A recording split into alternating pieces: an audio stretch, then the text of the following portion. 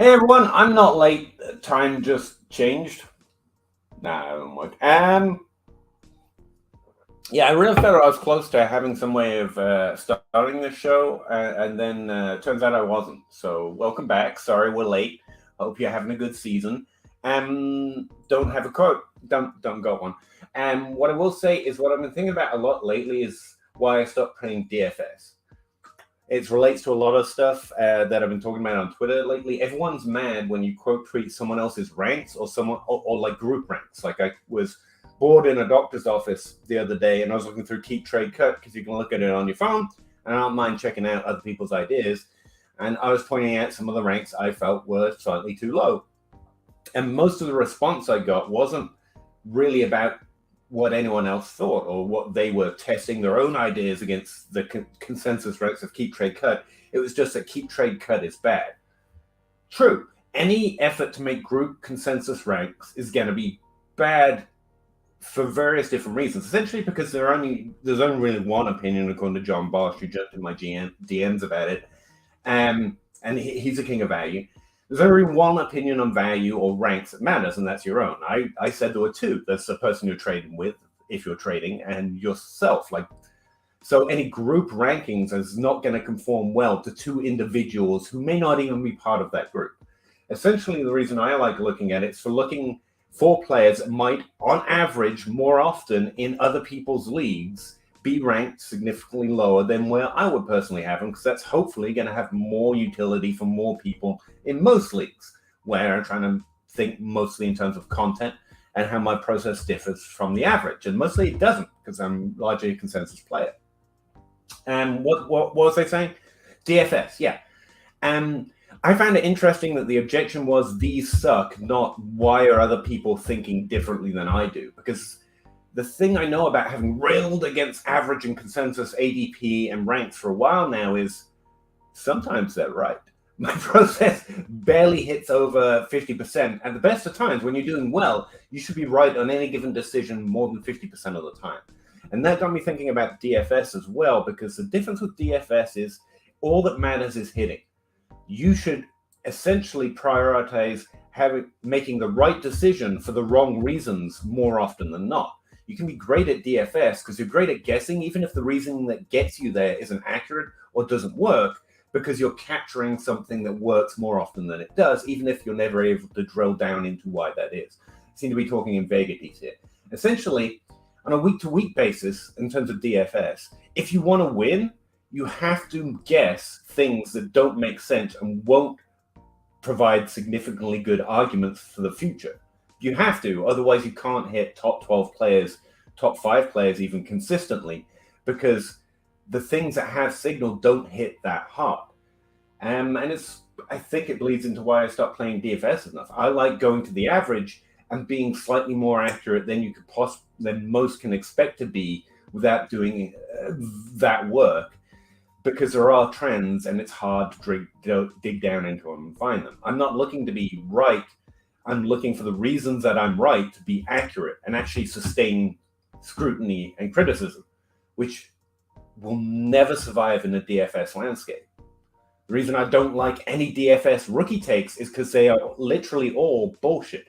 If you dig down into it, any reason anyone's telling you to like a rookie from a DFS perspective usually ends up being trash. And I'm not just shit talking, because again, they make money. They're better at DFS than I could ever hope to be. They're good. I'm bad. We'll just say that. But their rookie takes are primarily based on things that don't work consistently above average over time. And that's the stuff I'm actually interested in. It's why when we get to this point in the season, I'm more interested in my research than my leagues. It's why my league play has dropped off over the last few years as well. I love grinding data. I love doing research. I love challenging arguments and seeing what sustains over a longer period of time on an above average rate, more than I like making start-to-sit decisions. And I don't know. That all bled into why some people chose to object to the idea of consensus rankings in general rather than challenging their ideas versus what most people on average in most leagues engaging with something like Keep Trade Cut kind of think. And I just find it interesting. It's week 10. Week 10's coming up. Some weird esoteric questions are entering my mind. Maybe they are yours too. I don't know. If they are, drop them in the comments. If I'm talking bullshit, drop drop that in the comments too. I'm more than happy to apologize and retract it all. But I think it's interesting to think about the difference between trying to win on DFS when if to get to win more often than you lose, you're going to have to make some decisions that honestly, through an objective lens, shouldn't happen more often than not.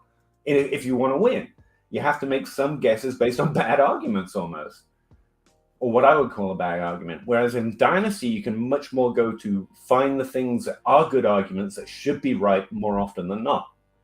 And again, to pull you back to the show, Zach's sick, Russ has got a headache, and I'm me. So I have no idea how long we're gonna last tonight, but we're gonna try our best for you. Drop comments in whatever comment box is on the platform you're watching, and yeah, shit talk me. It's fun. Right? Thanks. Bye. Let's do it.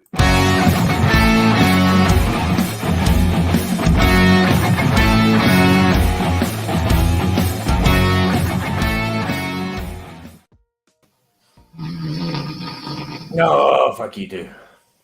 What? Huh? Hey, I'm sorry. You were like, I'm sick. I need a nap. And I was like, you lulled me to sleep with whatever the hell you were talking. Like, Dynasty grind, and you're talking DFS, and I was just what? I think it's interesting. I think comparing how Zach and others I've talked about a few years ago when DFS really started, we were really thinking about how it could be useful. Start-sit decisions, those more immediate decisions. And I think as time's gone on, as DFS has come into its own and done even better, I'm finding what's more interesting is how it differs. It's not what we can learn and apply to Dynasty. It's how much we can see is bad if you're playing or even redraft on a week-to-week basis. I think we should be doing less of what what would win in DFS more consistently actually does. Well, yeah, because DFS is more. DFS is poker. It's playing odds. It's playing against what everyone else is going to be doing. I think Dynasty and Redraft is too, but I think if you're going to win consistently on DFS and daily fantasy, you have to make more bad choices for that upside because things that shouldn't happen. Yes. Whereas in Redraft and Dynasty, you have to run towards more often what should happen because you're trying to win on a more. Anyways, I think it's interesting. I love DFS because there is no process. You do the intros. You do the intros. I never wanted to do the intros. Yeah. I mean, my name is up top over there that I just realized. So maybe I should be. You are first in billing. You should. Devin was here at 8 o'clock. I'll just point out, Devin's on time. We're late. In fact, Devin was an hour and a half early. 12 teams through flex, half-point PPR, start 9. He's thinking about giving Lamar Jackson and Diggs, which is hefty, for 2 a Waddle and a 24 first. Yeah, I kind of like that. I'm not going to lie. I like that a lot. Lamar has a lot of up and down right now because he's playing kind of up and down right now. But I love the 2 a Waddle stack. I think you and I go for that almost every time we see it on a side. And the 24 first is awesome. Like, Waddle is worth more than Diggs. And if right now I saw Tua and a 24 first for Lamar, I don't think I bat an eye at it. So give me the youth, give me the pick. Yeah, that's pretty easy.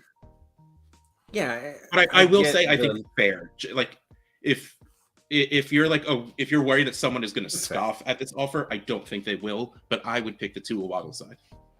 Yeah. Can I ask you, AJ Brown or Waddle in Dynasty? If you were offered it straight up, a terrible same position trade. I think AJ Brown is he's pretty good. Ranked above Waddle, but I like Waddle more. So I would say Waddle, even though I don't think it's the consensus correct answer. Yeah, I'd say Waddle more too. But I do think AJ Brown. I think of AJ Brown as having higher upside, but Waddle has finished top 12 both of his first 2 years, and he's. I don't think there's a wrong answer between the two of them. I don't think whatever makes you happy, I think is the answer on that one. Bazaltzberg, 12 teams super flex, half-point PPR, no tight end premium. Screw you, trade addicts leagues. Start 9. Current tight ends are Hawkinson and Higbee. Current QBs are Watson, Stafford, Carr. You're thinking about giving Hunt and getting Schultz and Njoku stack. I don't know why he keeps saying stack. Oh, because he has Stafford and Higbee and no, I had to piece it together in my head. Honestly, with no Hawkinson's premium, the only Hawkinson is the only tight end in this whole mass of stuff you said that I'd be interested in having in Dynasty. I don't mind the others. I'll start them, but if you give me value on them, I will happily trade them. He's in the Dallas Goedert conversation. He's got a little bit more high top 5 upside consistently while being young, and he's more proven. I think Njoku, Schultz, Higbee are more whatever. We get one of them every year. Like, Hawkinson had 9 targets and caught 9 balls. Like, he might be a thing in Minnesota, and this is me doing my best not to get my hopes up, because before last season, I was like, Hawk is going to make his way into that top tier. He's going to be that. Okay, nope, he didn't do it. And I don't think he's going to do that anymore, but I still think he can get himself to that second tier of actually being happy you're starting this person every single time. I think there's a going on, but that's the thing. We don't talk about it a lot because it doesn't matter, but I think Dallas Goedert and TJ Hawkinson, and they fit in that mid-tier of slightly above, not that top group. But again, they still don't matter a lot. But if you're asking me to decide between a bunch of them, then Hawkinson's the only one who might be in a slight tier separation. So I just take that. If you're getting a strong starter or like a first for Hawkinson, yeah, do this. Otherwise, I don't bother, because if anything else, I'm pairing Higbee with someone to upgrade somewhere else and just play Hawkinson. I think this is getting a little too cute with tight end, where just if it's not one of the top guys, it doesn't matter. Tight end isn't that hard. Don't make it this hard. That's my feeling on it. But exactly, stack, I guess. Stacks make it different for some people. Slowsaurus, 12-team Superflex, 1 point PPR. Start 9. My wide receivers are Pittman, to try and make it Brown. easier for you, and it just makes it harder. I know, and I just suck harder. Pittman's on bye apparently, and Penguin, Waddle, right? Have me starting Reynolds, Zay Jones, week 11 and 14. Do I send a second for Rondale Moore to fill in this spot? Yep. Points. Blah, blah, blah, blah. Rondale Moore for a second is a balls trade. Is a great trade. Sorry, translate myself here. Your bye weeks, regardless. If you can get Rondale Moore for a second, you should do that. Rondale Moore is starting to be a thing like he should have been the entire time. So I am super good, especially with Pittman's situation right now, which is not great. And I think down the line, you'll feel better starting Rondale Moore over Michael Pittman, which makes me want to cry, because I love Michael Pittman and I have a lot of shares and I am very worried. But I still think getting, like he said, regardless, a second for Rondale Moore is something you should probably try to do. And Zay Jones and Josh Reynolds are fine fillers for bye weeks, so I wouldn't panic on it. But if I'm getting a second for Rondale Moore, like, I just do that. That'd be fine. Yeah, I would absolutely. Yeah, regardless of your situation, I think value-wise, it's a good idea to do. AJ Brown or Goodwin and Mike Willie? First of all, Fuzzy do not call him that. And the answer is AJ Brown, even though I like Mike Williams, hashtag Team Clemson, big wide receiver. But the answer is just easily AJ Brown. Mike Willie. Yeah, AJ Brown all day, every day. Last year, I would have had AJ Brown. Now they're all a year older, especially AJ Brown. Yeah. Good old Mike Willie. That's all I'm going to call him from now on. Taylor or Henry and an early 23 first. The first wins. Oh, yeah. Henry to first pretty easily. Soon I saw a question with Taylor, like pretty much what are you doing with him? And we'll get to it then. But easily Henry first, because I think there's a conversation we had. And you're getting an early 23 first. Like, this is easy. And to be clear, JT over Henry pretty easily. I mean, you've got the rushing limitation, you've got the age limitation, but you're getting a first, which you can do a lot with for other positions on your roster. You can trade Henry for something else as well and still get points, to be honest. So yeah, that's why. It's not because I now don't think JT is any good. It's because he's a running back and they're just points. D. Magoon. One of the funnest names to say for some reason. Thank you, D. 10-team Superflex, half-point PPR, start 10. Got offered Dotson and a late first in 23 for Godwin. I'm not competing which does matter here. And I have 4. That doesn't matter. It doesn't matter what you have. But he's got 4 firsts. Should he be buying low on running backs like JT for next season? No. Okay, I'm going to let you go. You got anything to say off the top of your head? Because I feel like... First of all, take Dotson in a 23 first for Godwin if you are not competing. Even though Godwin is great, he's only 26. And it doesn't matter who his quarterback is. Honestly, at this point, going away from Tom Brady might make things better for Godwin. But that's not even the point. That's good value for Godwin. You take it, you move forward. Man, no. Like, first of all, just in general, you don't buy running backs until you need them. Because running backs get hurt more often than wide receivers do and most quarterbacks. But Jonathan Taylor is very, very good.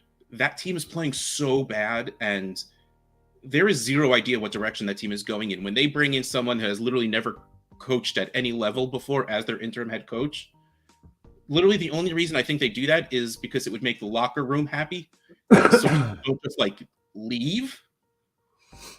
But like, there's no idea what direction this team is going in, and I don't want part of complete dysfunction. So if you can flip that late first for Jonathan Taylor, yeah, sure. Because the ceiling of Jonathan Taylor is the running back 1. But I don't think he gets close to that again with this. Yeah, sure.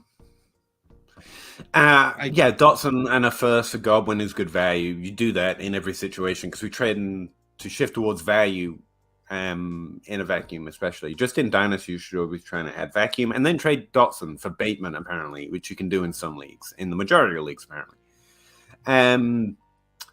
The other thing I'd say about buying running backs is it's a really bad Dynasty period for building, really, because running backs are the best values. The thing about JT is I don't believe it. I think that's a bunch of Twitter people who want to be the biggest JT stan they can be for reasons. He's fairly young, he's good, and he's going to be good again when the team hopefully isn't such a dumpster fire next year. Here's the thing: you can rank a running back 5. I think that's where he's fallen to and keep trade cut. He's below Walker and some of the young guys, and I don't believe the value has dropped like that. And maybe on Mojo, I guess, or a stock market, or outside of that, I need to see a trade. What's buying low in your league look like? Because I don't think he's going to be trading for the same thing as Najee Harris and Javonte Williams, who are the running backs I would suggest that you might more often find a low market for in your league. I think he's going to carry too much name weight right now to get a buy low trade on. So the answer for me is always what's the trade? And I actually think there are other running backs that you're more likely to get a better deal on. But also in Dynasty, like Russ says, you typically don't target running backs until you need them. I think it's a really crappy period in Dynasty where they are some of the best buys right now, from Javonte Williams, Najee Harris, maybe, Breece Hall, and maybe JT. But I think JT is a value in rank only. But you have to send some offers to find out, like really low ball offers, like A first, and see if you can get one. Let's see. Jonathan I looked Taylor at the trade finder as well. I didn't see anything that scared me. I just threw. This is a DLF show, so hey, DLF trade finder. Jonathan Taylor for CEH, Devin Singletary, a 23 first and a second. I mean, that's feels like a good price for JT because CEH is doing nothing anymore. Devin Singletary wasn't really great, and he'll be less now. Oh man, JT for CMC. I would say that's a better trade for both teams, assuming one's competing and one's not. That makes sense. This is a super flex league. JT and a 23 first for Lamar Jackson. JT for CeeDee Lamb. JT for Deebo Samuel. I take the other side in all of those. All right, that's not a real trade. That has to be collusion or something. We're not going to even read that out loud. Jonathan Taylor and Mike Williams for DeAndre Swift and Darnell Mooney. So that's Swift and Mooney. You see what I mean? I'm siding on the opposite of the JT side and more of those than I'm not.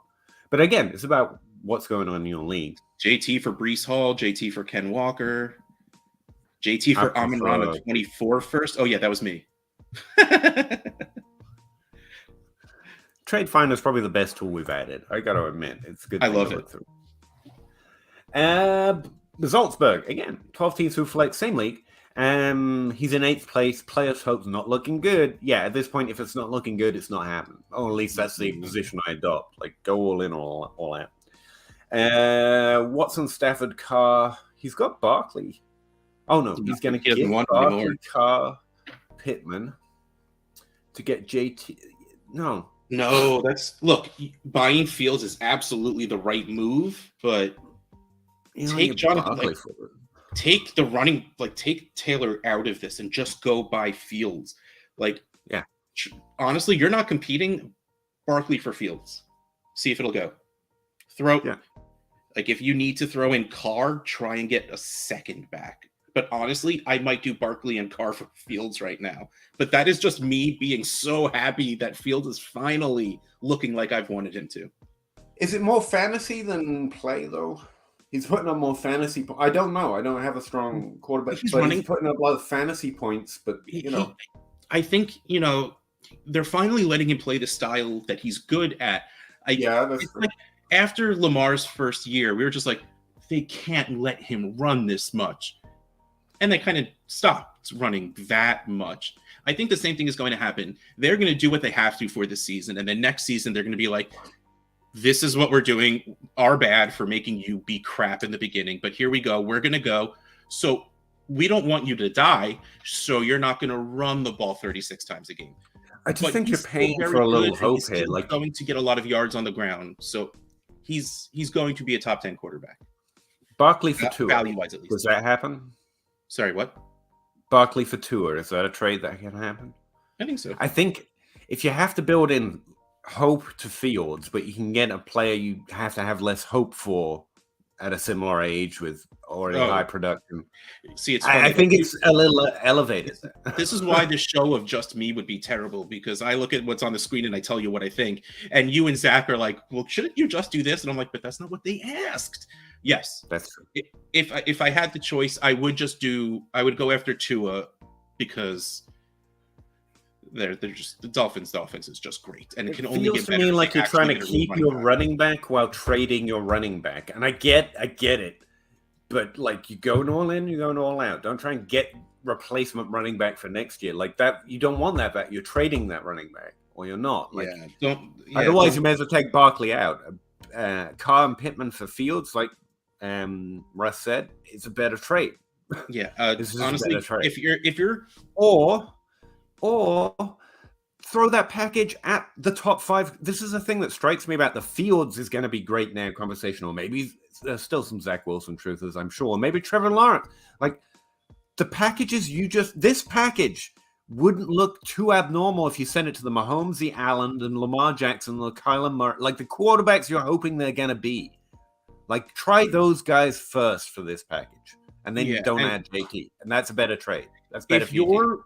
If you feel like you're retooling as opposed to rebuilding, Saquon's going to be just fine next year, so don't get rid of him. If you want to move Carr and Pittman to go try and do something, that's awesome to get younger at quarterback. But the JT Barkley thing is, I think it's a waste. Yeah, this trade's a little hot for me as it is, but it's your team, and I can see what you're doing. I just think there are better trade options. But then again, you might look at your league and say, like, the Josh Allen owner's steaming towards first place. He's not trading them right now. And so very situational. Yeah. I can see how you could get there. I just want to check that you've gone and looked at that. Not, I want Fields. What can I throw at him? First consider, is that the best trade I can do? Mm-hmm. And instead of trying to get the running back, try and get a tight end. Like right now, where it is a weird dynasty place, you can maybe add a tight end that's disappointing but still young. Tight end and quarterback are the places to go if you're building right now, except for those low-value running backs. And I don't think this is it for JT. I think Javonte Williams trades for less. The list I just gave out, the Breece Hall list, if you will. Yeah. Anyway, that's where I'm at. But you might look at your league and like, none of that's available, Pete. In which case, go get Fields if you really believe. That's fine. Jay Wake, 237, 18 full PPR. What is Diggs' value? Heavily context dependent for a start. Pick wise versus player wise. Okay, so to a contender, he should be worth bunches because he's going to help them win, and that's worth more than anything you can offer someone. to a team that's middling or below average, I think you're lucky to get a first and a player because Dynasty players are hypersensitive to age. It's just a thing. We have to accept them for who they are. So I think it's lower. Your average value is like 2 first-round picks. Probably both not in 2023. Which is too low for Diggs, to be real clear. I'll go to your contenders and try and get a better deal. Am I off base there? No, I mean, you're right. The thing is, in an 8-team league, I mean, the more important question is how many people are you starting in here? Because if it's an 8-team and you're starting like 13 or 14 players, that's different from 8 teams and you're starting 9 or 10. But if you're only starting 9 or 10, Diggs is insanely valuable. He should be worth 2 firsts at least. And again, because studs are so much more valuable with the less teams and the less players you have to start, I'm saying if you go to a contender, it's 3 first value. You know, get their late first, and then a player that's probably like a nice, you know, like one of these guys. You know, go get a young, very good player and a first on top. Like he should be worth. And that's why you're here, Bruce. I always forget to consider the number of teams and starters. I really do. So. Yeah, he's probably right. He's probably got a higher value in that type of situation. Yeah, a lot. James, are you trading JT or Swift or staying away at this point? I think these are the only 2 players we've talked about today. If I don't need them right now because they're not points players, so I'm trading them away at a high value because they should be held at a high value. I think, like I said, like we just read through those trades for JT, seems like if I can get CeeDee Lamb, I'm doing that. If I can get Waddle, I'm definitely doing that. But I think Swiss value's probably a hold. And again, as far as buying a running back, I'm trying all of them for like a late first and seeing if anyone bites on it, from Javonte Williams on up to JT. Anyone under the age 25 that we have expected to be a top 12 running back but has not yet done it? Or has done it once? For Pittman? Swift for Pittman, Swift for Deshaun Watson in a Superflex league. Swift. This must be a Devy league because it's a 5, 6, and a 7 for CeeDee Lamb. Swift for a 23 first. Yeah, and again, Swift for someone getting their 23 first back. Wow. We answer from a certain way of playing Dynasty. You don't have to play our way, at all. But the answers are going to come from that direction, and that's. Wide receiver, tight end, and quarterback are like safes. You lock value in there through the offseason, and that's what you're trying to do if you're building, because the value's a little safer, age is a little less tilting, they get a little less injured, they get a little less replaced in the draft, so it's just a safer option if you're not looking for points. That's why we tend to... Like, I would take Swift for Pittman, but Swift's got more danger between now and when I actually care about points again, and so... context dependent, I'd probably keep Pittman in most of those trades, even though I would prefer Swift on my Dynasty roster to start next year. So, I mean, my answer, like to answer this specific question, I am not trading for either of them. Yeah. No, I don't need them to win right now. And if I'm not trying to win right now, I'm probably not trading for running back, at least at a value that most people on Twitter would be like, ripping off your league mates kind of value. And yeah. Like trading for them now at their lower value means you think they're going to go back to, well, to be fair, Swift never did it. I was looking, I think he might have done it. Points per game, I can't remember. Has been okay, but he's never played that many games in the season. Like you buy JT now because your hope is he's going to increase in value and go back to those points he used to score. I'm not super there. Like, he'll be a fine running back too, I'm sure, but that's not at all what you're paying. And that's what I mean. It's what you're paying. And to be clear, we're due, like we knew coming into this season, and we've been right, and we know this for next season. Running back age is going to come down pretty soon. The top 12 is going to be more often 20. Yes. That's why they're interesting. Like, the next few years, we should see those young players bounce back a little bit. Well, 23 24, we're going to get some nice influence. But at running back, it's always kind of a guessing game. We've got a great rookie class coming. Maybe they're what do it, more so than Swift, who's struggled, or JT, who's now injured on a team that's in an uncertain, more suddenly more uncertain situation. But it also could be JT and Swift, which is why we're interested, but we need a discount. And so that's why we're hedging against running back, but still interested in the right trade because we know running back age is going to come down. Yep. Eventually. Please God. Cole Barnes. 10-team, half-point PPR, start 9. Currently in first place. Give Olave? No. That's probably a bad dynasty move. I'm not reading the rest, Chris. Okay. You don't... Olave, Najee, Pacheco, I don't care about, but giving either of those players in dynasty is probably a bad move. Kamara, so you're trading 4 points. Wait. But it doesn't matter. If you're contending, I can understand going for Kamara and but Godwin. Not at the really cost of a lot. That's too much, but I like the trade a lot better than I thought I would. It's too much. I recorded a certain show that is not affiliated with this network, where we, the three of us that hosted this show, tried to figure out where we have Chris Olave. And he's pretty much around the wide receiver 5 to 7. So he's in the top 12 for dynasty hypersensitive to age market for sure. Like, again, maybe not in your league because the people in your league are probably sensible, normal human beings. But the content they're going to be listening to all last season is going to come from nerds like me. And we're going to be like, oh, Chris Olave is so young. But that's all they're going to hear for 3 months. Olave is the wide receiver 19 in points per game with the literal exact amount of points on the season as CD Lamb, with Andy Dalton as his quarterback. Chris Olave is that dude. I don't trade him away to get Kamara, even though Kamara, we've seen, is back to the point where he can put up 40 points a game. Like, honestly, get rid of Godwin and the picks and see if Najee and Pacheco gives you Kamara. I would do that. Because while I do think Najee, Kamara, but this is too much. Najee, I feel bad for everyone on the Steelers because that offensive line is just literally the worst. It looks like Pickett says hike, and then the Steelers linemen just do this.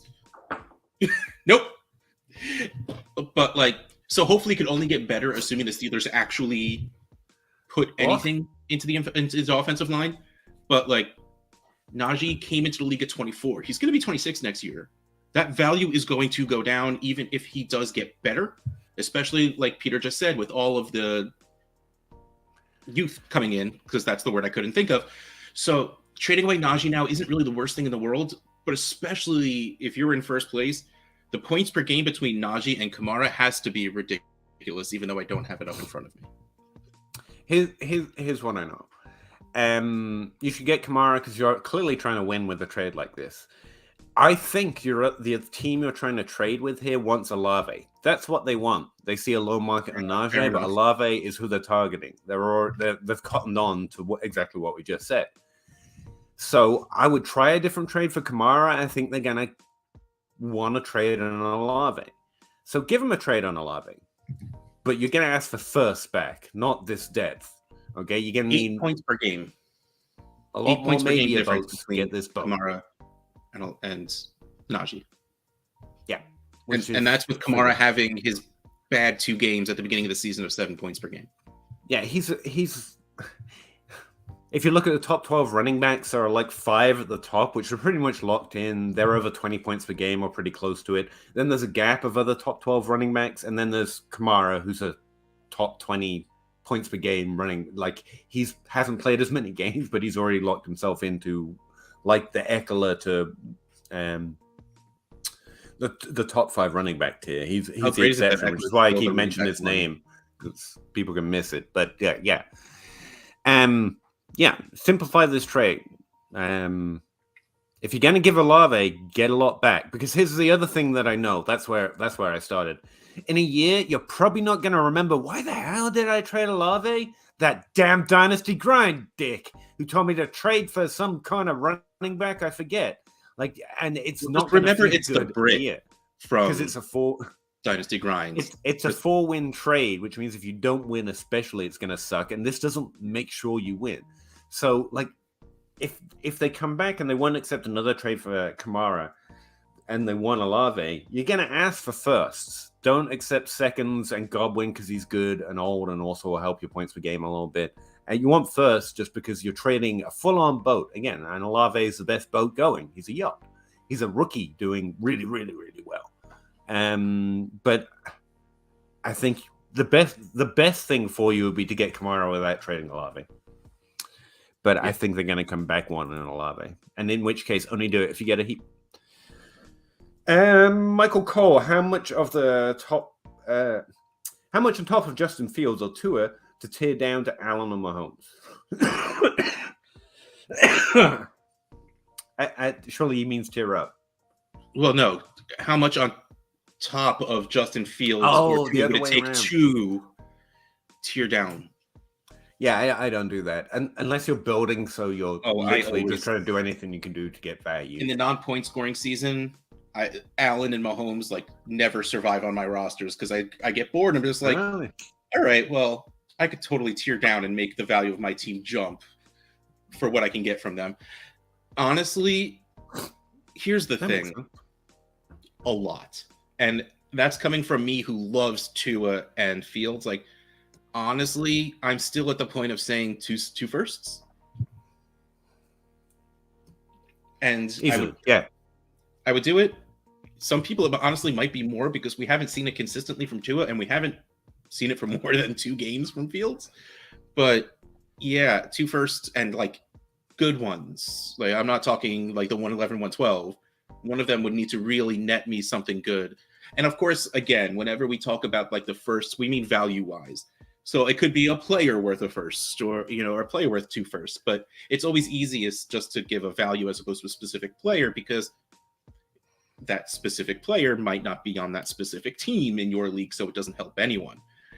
But yeah, you need a lot on top of those 2. And honestly, those 2 players are going to be first-round picks in super flex drafts. But it doesn't matter because Allen and Mahomes are the 1 and 2. Yeah.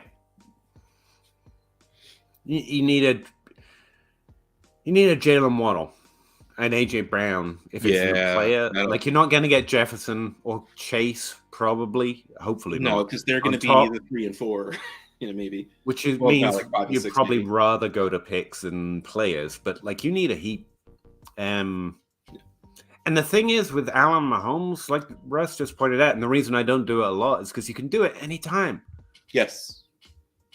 Never feel no need to do it right now. Yeah, for sure. And if they want to do it right now because they want those points, then they need to pay extra because I don't have pressure on a timeline. I can do it in 2 months or 3 months, or you'll trade this to me in a year. I'm not going to go into it, but we thirst after Gronk and Graham at tight end more than we thirst after Allen and Mahomes at quarterback. And here's the thing. They're better difference makers with bigger positional advantages.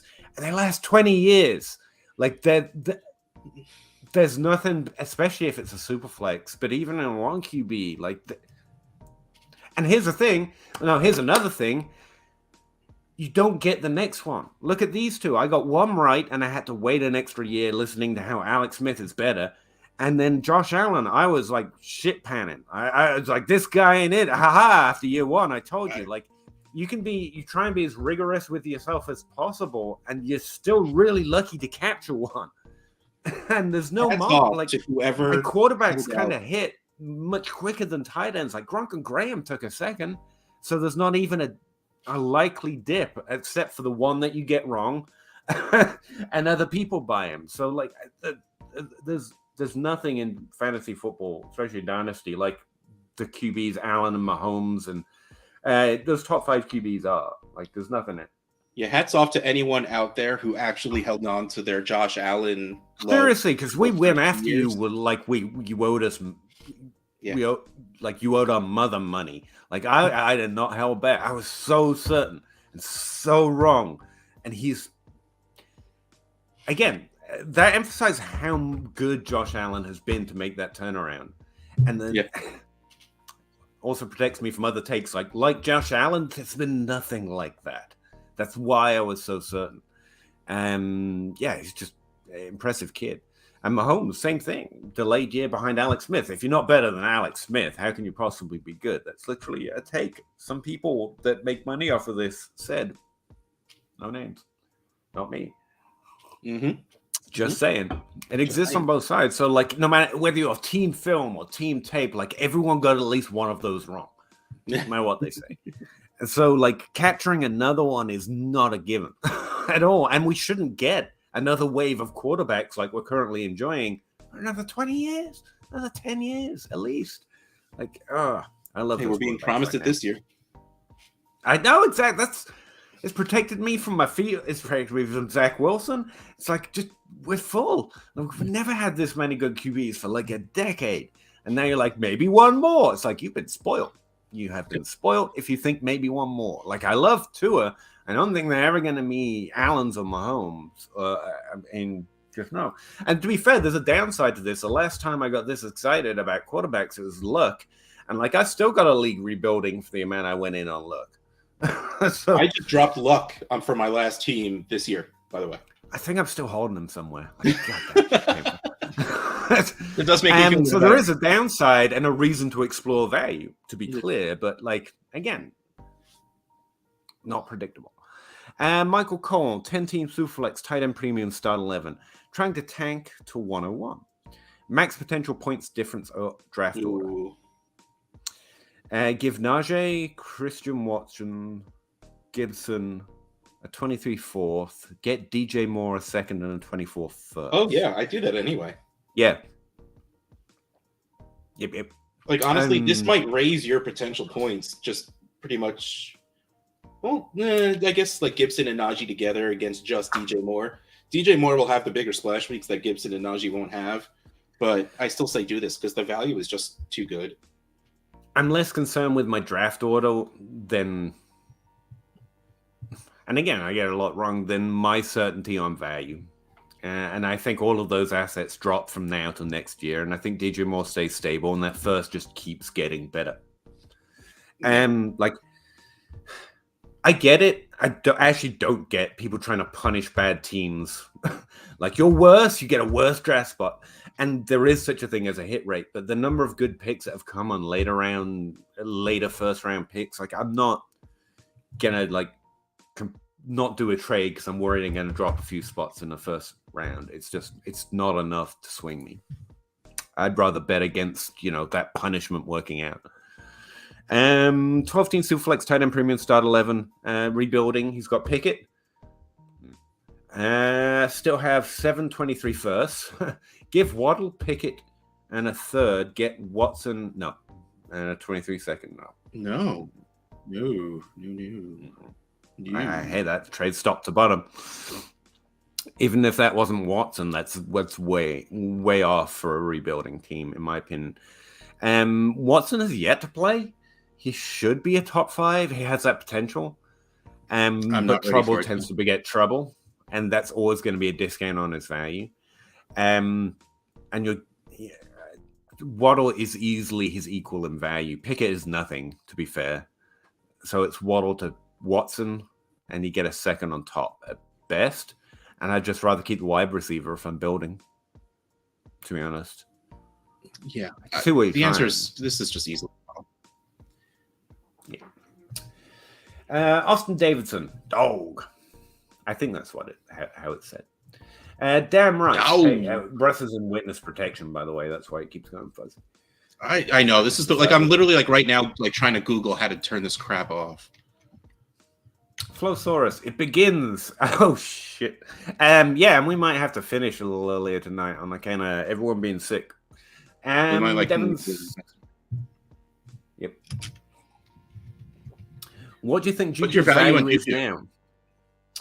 More helpful. Like, I came in the highest, and I think I'm back to probably being the high. Like, after the bye week, he continued his trend of taking over more of this offense. I haven't actually dug back into it, but I think he's going to continue to put up at least top 24 points, even with Travis Kelce there. Tony is just working into the offense. We haven't seen what that's going to do, but it definitely didn't look.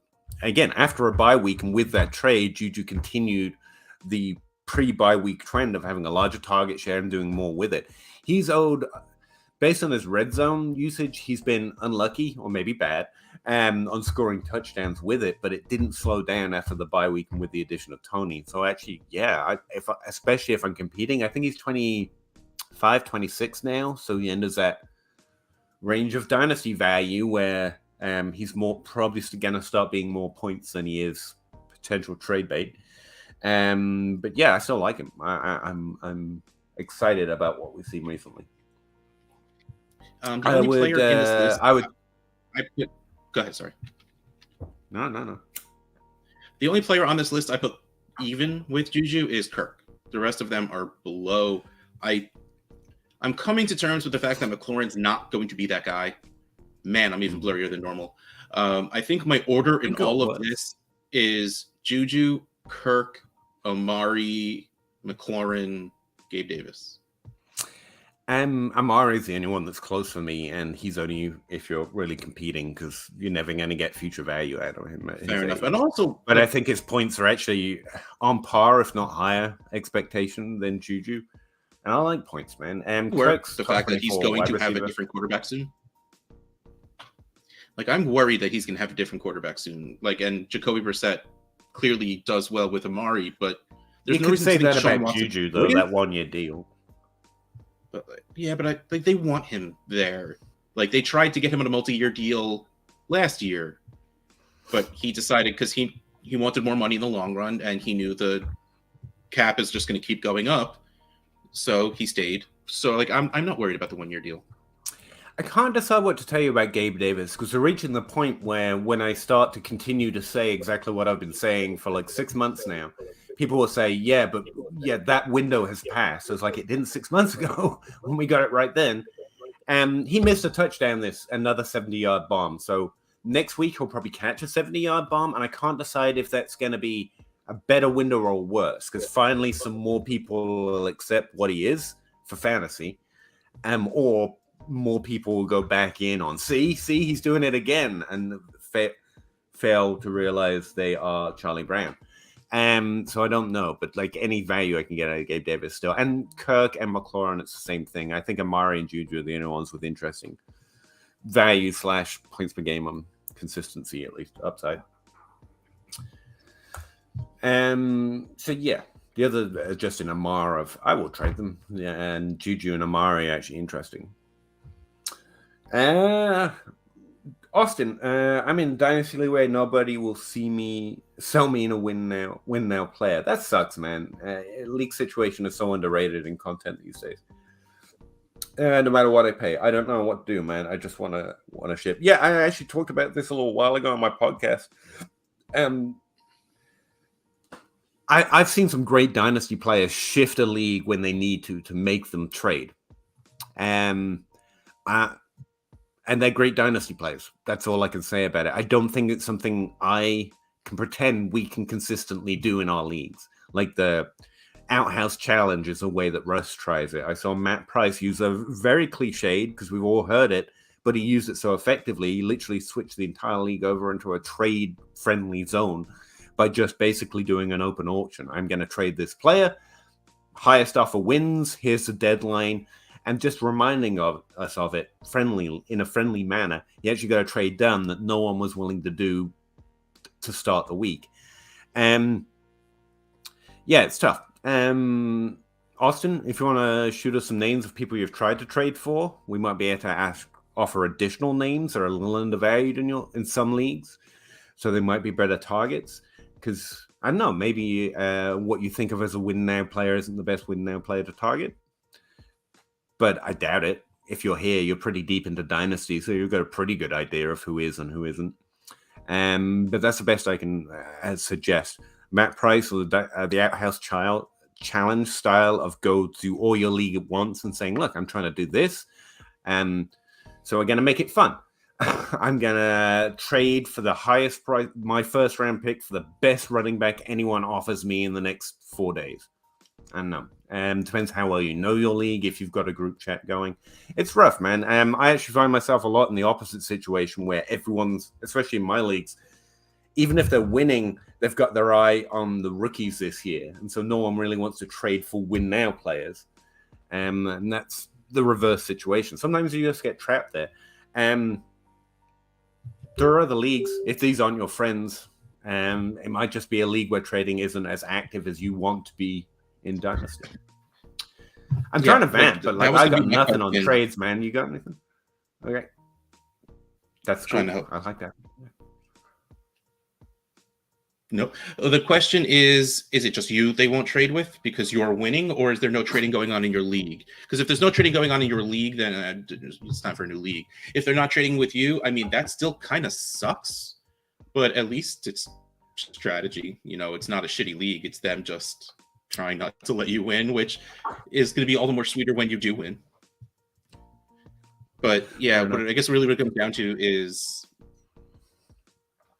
the only players that jump up off the top of my head, players pretty much everyone is out on and still have potential right now.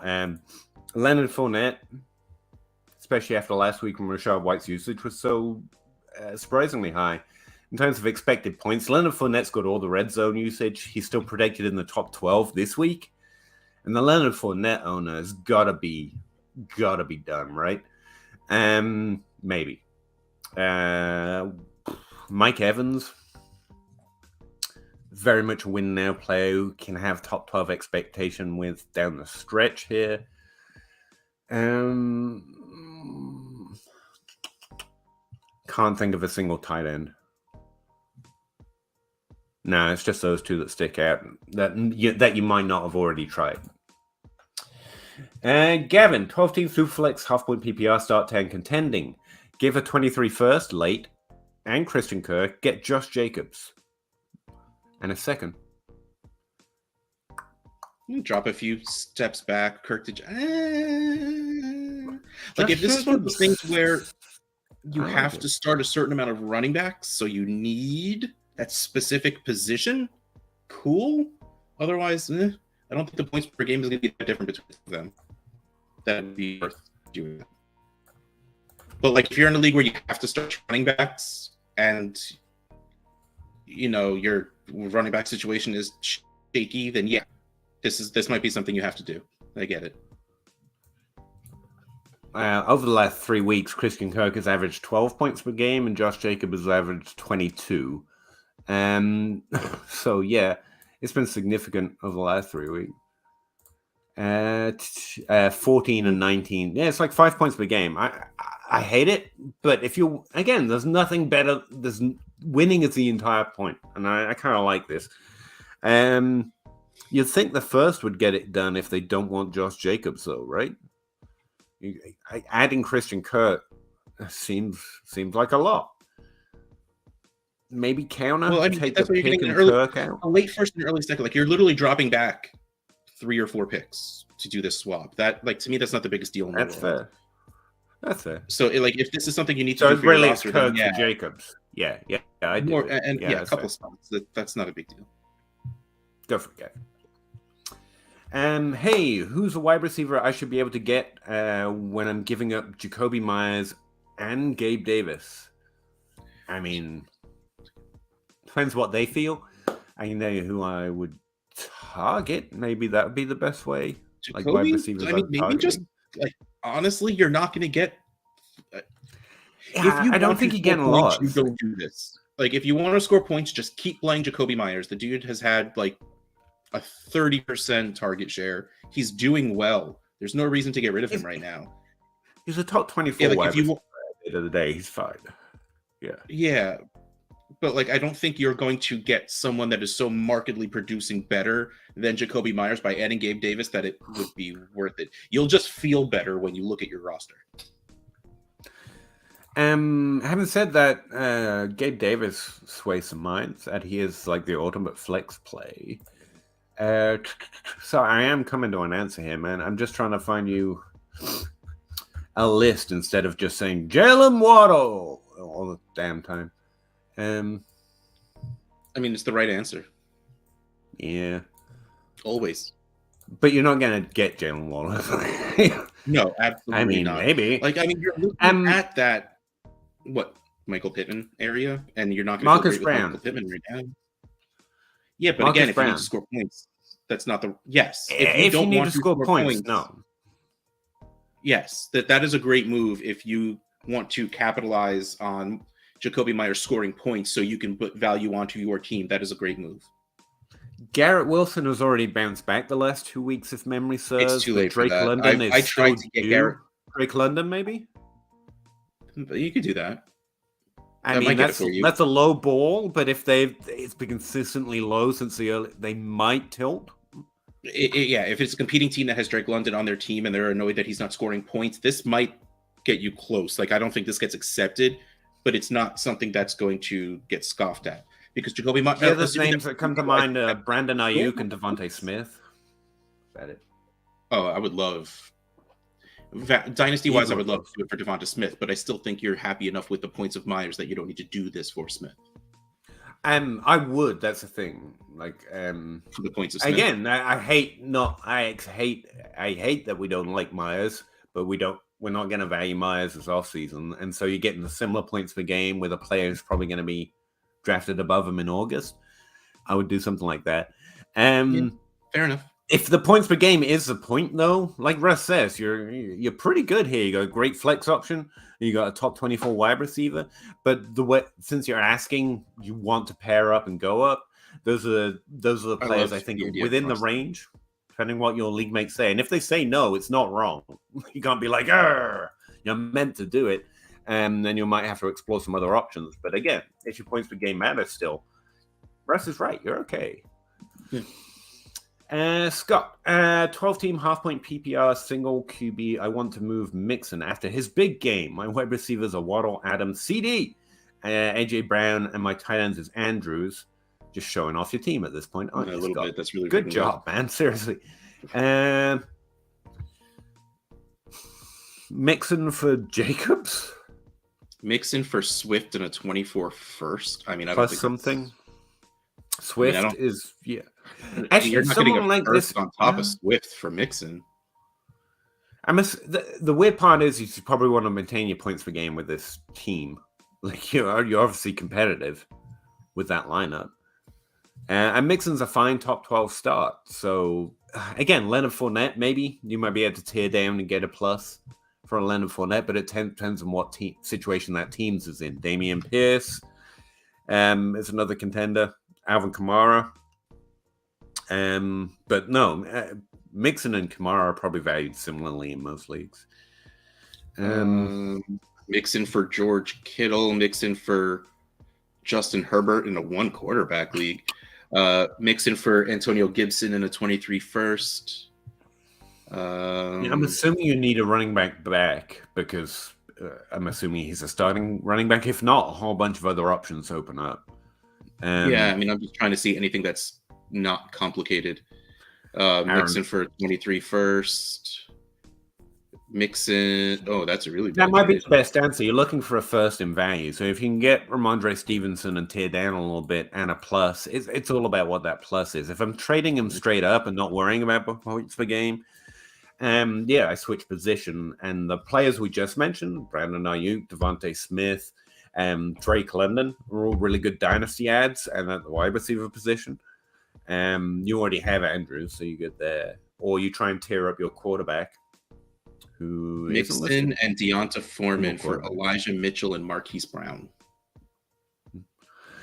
It's only single QB, but you could just try and get that little ad in the quarterback position. So what's the Lamar Jackson or the Patrick Mahomes or Josh Allen's owner team look like, and get a running back with them for Mixon?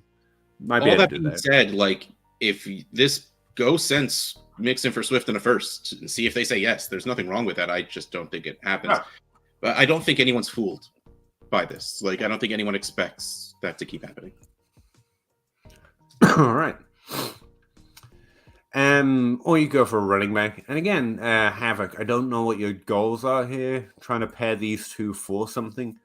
They don't have a lot of dynasty value, so we would think... Like, you're along, like, probably the Miles Sanders level of running back? No more points per game, so... Yeah. Yes, we do. We're very far behind. Does he interact with chat at all? Sorry, Austin. Yeah, sorry, bud.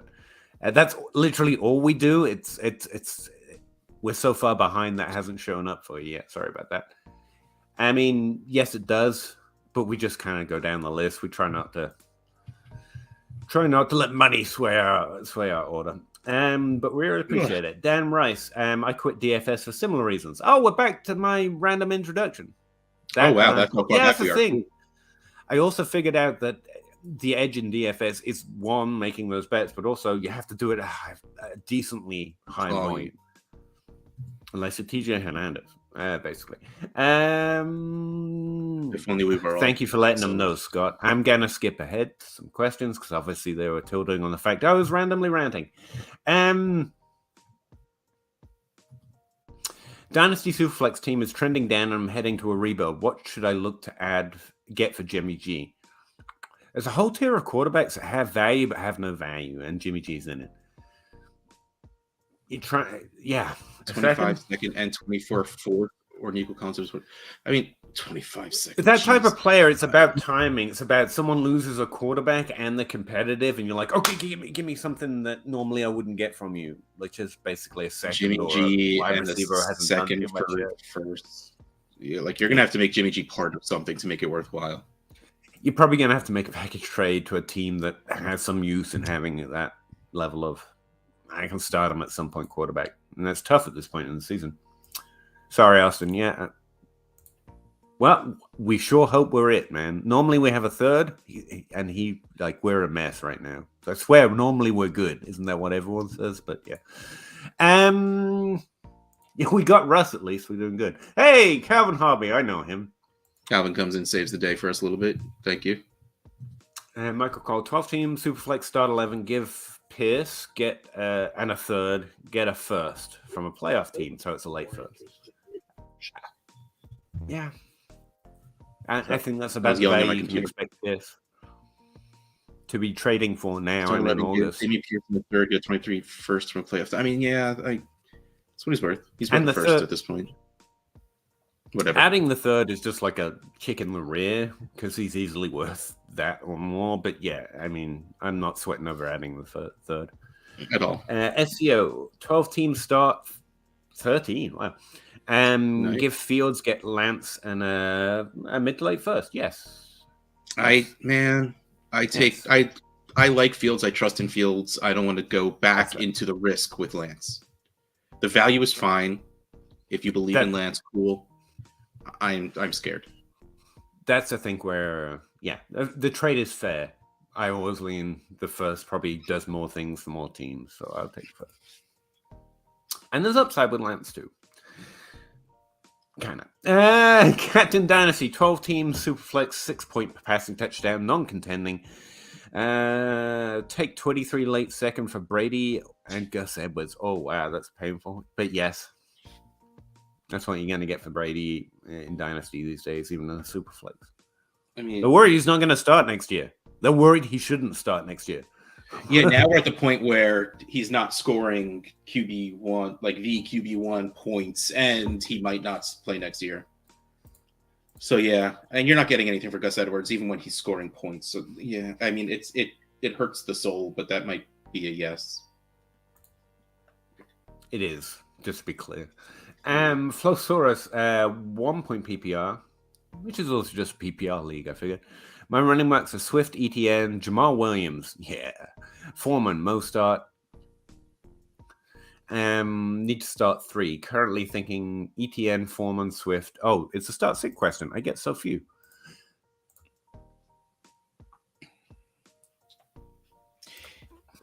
ETN for sure. I mean, that's the easy one. Jamal seems to be safe, even when I love Jamal Williams. Playing, Jamal is the goal line guy. Like Jamal seems to be the touchdown scorer. Jamal Williams is a start, yeah. And I think I go Foreman. I don't feel great about it, but I still think that's the right answer over Mostert right now. So weird. I'm in one. I think it's a European League thing where I'm starting both Swift and Jamal Williams, and I feel fine starting both of them. And normally it's and Jamal Williams that brings me any points. Yeah, you get the PPR hope from Swift catching a bunch of passes, but you have the touchdown upside of Jamal. I think Foreman's more startable, and someone realized that split last week was. I am doing something, I swear. I'm plugging them into my start sit thing. Since I've got it, and I rarely get asked about it. I mean, it's so weird that when in San Francisco, Yeah, I sit mean, I don't Mostert. know if McDaniel was the one making the decision to completely just start Mostert every single minute of every single day, and then he gets Wilson, and then all of a sudden Wilson runs every single ball. Well, their usage is basically 50-50 with a slight edge to Wilson, which is impressive game one. I don't think either is startable till we see one shift away from each other, and it could go either way. And right now, it's probably looking like Wilson. So yeah, it's the other three. Havoc. Hey, I'm trying to do a 2-for-1. I'm trying to send. Yeah, we went over this. Sorry, it took us a second. I tried it. We try so hard. Gavin, Russ, what's your favorite Batman movie, and why is it the newest one? Are you not going to let me? Honestly, No, there's only one bad Batman movie, and that's really all it comes down to. The rest, I mean, to be fair, I usually don't even acknowledge the existence of Batman and Robin. But to answer this question, I really liked the new one. I thought the new one was fantastic, but it's not the best. I mean, honestly, with all of its flaws, The Dark Knight is like one of the greatest superhero movies ever. And yes, it is absolutely mostly just carried by Heath Ledger, but he did so well that it doesn't matter the rest of the movie. He was just that good. And I know, like, 2 things down, he says bonus points for the Mask of the Phantasm. And yes, that is 1000% up there. Mask of the Phantasm is so good. And by the way, people, Russ, like, I don't tend to like Batman movies, Heath Ledger aside. Like, I mean, like, I am a fan of the animated series. I know. Like, I got like, the Batmobile. I tend to lean the campy, crappy ones because they're at least funny. See, that's the thing. Like, so many people hate Batman Forever because of. Give me Arnold Schwarzenegger trying to act. No, that's Batman and Robin. That movie doesn't exist. But like, you have Tim Burton doing Batman and Batman Returns, and they build the idea of the gritty, dark Batman, and then they get scared, and they're like, "We need to sell toys," so they made their version of a Tim Burton crossed with the '60s TV show, and that's what Batman Forever is. And I think it's great for what it is. Like, if you picture Frank Gorshin, who played the Riddler on the TV show, in the late 90s, that's Jim Carrey. It was perfect. I love it for what it is. It is absolutely not the Tim Burton movies, but it's great. But, I mean, The Dark Knight and Batman Begins, effing great for most of it. And that's not the point of the show. Let's move on. Sorry. No, you're good. No, because I will talk until I fall asleep about it. I could fall asleep listening to you talk, Russ. I could fall asleep talking right now. Trade Christian Kirk for a second, a third, and Michael Carter. Start 8-10 team. So you want the best player involved. Seconds and thirds don't get you anywhere. This is just don't give me a package for Christian Kirk if you can't pay up that late first, and don't. Yeah, I mean, it's not bad because, like, even in start 8, you might have to start Michael Carter with Brees being out and running back situation. Running back it is. Yeah. But man, seconds and thirds are just at that point. And on that note, value on K. Dotton, 0. Speaking Zach of Wilson, 0. Yeah. In a Superflex, Zach Wilson should be in that pocket of quarterbacks where you're like, can I get something for him?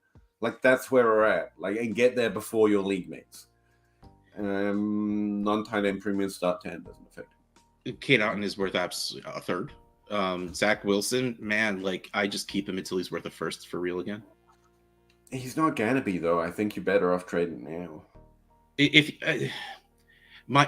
I'm holding on to the hope, and this is really for 2 reasons, and has absolutely nothing to do with Zach Wilson. Find the person in your league still holding on to the hope. Like, that's my answer. Because I want the offense to get better in the fact that right now he's developing a really good rapport with Garrett Wilson, and then when Breece Hall comes back, I'm hoping they can make the offense good to the point where it's not just Wilson and Hall, and then that would raise Zach Wilson's back. And it's not going to happen. Just take what you can get. Take a second and be happy and move on. It sucks again, but that might just be what it is. Sad face, but it is what it is. Trade Swift and Hollywood for Henry and Adams on a win now team. Yes. Yeah. Yeah. Yeah. Well, that's great. I sound like exciting. You are definitely more likely to win now. That's awesome. Yep. Points are good too. Gavin was maybe a little eager to move Christian Kirk, but I think Jags get a pass catching option in the draft on top of the Ridley trade, looking like it could be a good offense. So I'm hoping that getting Ridley slows them down on spending high capital on wide receiver because they can still use it elsewhere. So if Ridley can come in and be Calvin, because again, he's not hurt. So it's not like the Michael Thomas thing. He's going to come back ready to play. So I'm hoping Ridley can walk in as more or less the number one. Kirk can go back to being the number two, which honestly he's better at.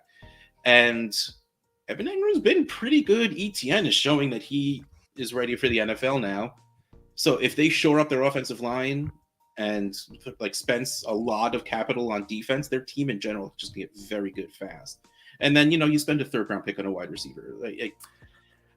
There are so many ifs in that path to success that I'm kind of on the I don't want to invest in that team until a few of those click into place, to be honest. But it's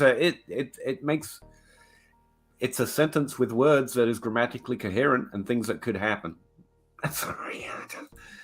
I hate there's so many. And then if this happens and this player is actually still good and they draft this someone who's really good and that fits in just perfectly. Good job, Russ. Jenga with a tower that hasn't been born yet. I'll wait and see. I'll sell that hope if I can. Are you guys still looking to acquire Dobbins? Never now. The best thing anyone has ever said to me. Congrats, Russ. Yes, those are words. Those are words. Perfectly grammatical sentence. Good job.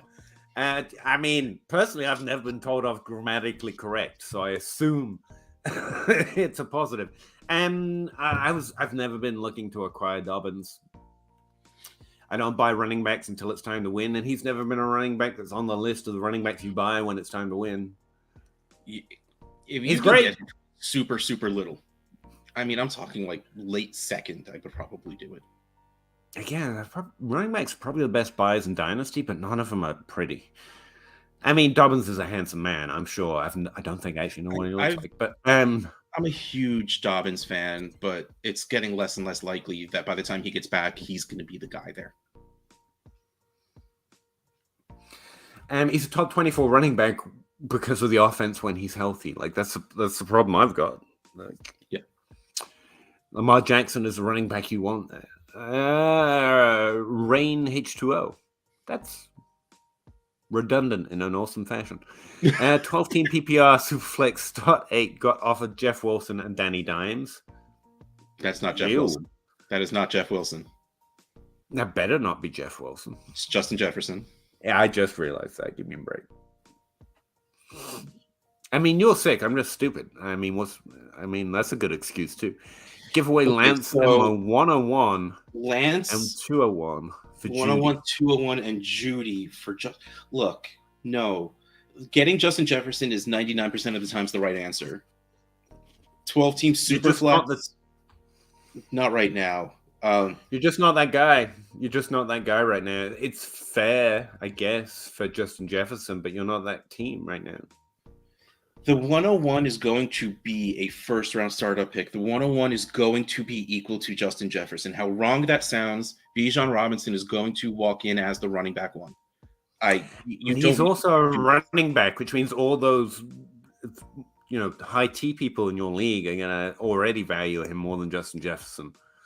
So, you can do more with that 101 than just Justin Jefferson, and Justin Jefferson does not swing your team's chances if you've got the 101. That's no. Sorry, I hate it. Normally it's Justin Jefferson, don't get me wrong. He has Watson, Wilson. You're trying to trade some of these other things. You don't need to be trading the 101 just yet. In fact, just make that pick. Real Misfit Toys, 12-team Superflex Start 9. Which side? Kenneth Walker, Deshaun Watson, mid-23 first, or Kyler Murray, Travis Kelce, DK, and Jerry Jeudy? I read it, and I still need a second to figure it out. He wants to be called Ken Walker. That's true. Sorry. And the answer is the Kyler Murray side. First Murray. Yeah. Yeah, this is a DK in Murray side, to be clear. And the Kelsey side. I was trying to make it easy, but yes. Like, the Kelsey. Yeah, the answer to me is very easily the Murray side. Yeah, someone's all up in their fields about Ken Walker, sorry. And let them be. Take it. 12-team PPR Superflex start 8 got offered. Sorry, we took so long to get to you. But this is a trade we just answered. Flowsaurus, 12-team Superflex PPR start 9. Someone sent me a late 23 second for Gerald Everett and 24 third. Someone's trying to buy low on Gerald Everett, I guess. This year, he's very, very startable.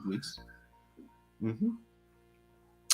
He would still have Muth and James Mitchell. Feels like losing my only backup tight end isn't worth it. I think Gerald Everett's the best startable tight end right now, to be fair. I love Muth, don't get me wrong, but Gerald Everett's more startable.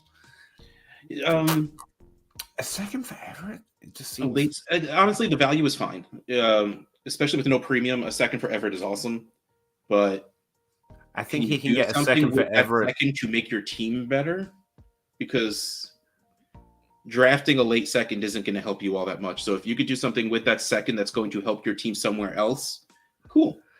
But I think you can get that second at any point and at any time. And if this is a late second, you could get you can get a lot of other seconds that would be earlier. Like it's not enough for me. I just keep the player who's fine and startable.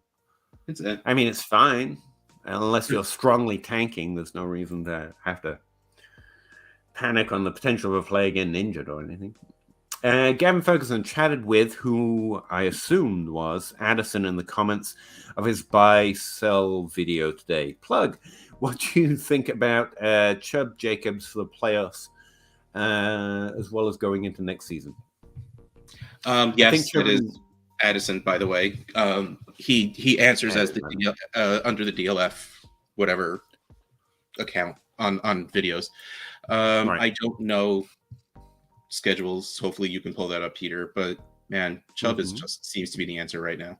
Going into next season, neither of them are going to be super valuable, but Chubb is doing much better and will be on the same team. So I would say Chubb. Is it an either-or question, Chubb versus Jefferson? I guess it is. Yeah, it's Chubb. It's easily Chubb. I like Jefferson. Honestly, it's which do you get the better trade for? Because they're both as startable. Chubb's probably got more weekly upside. But Jacobs is 19 points per game. You know, he's fine. So it's whichever I get the best deal on. As far as, and like Russ says, yeah, the running backs, as soon as points aren't viable or no one cares about points, that value is going to go down. And also older running backs. Jacobs is probably, I guess, not going to be on the team next year. That's what the team said. And that's why he's getting such high usage, apparently.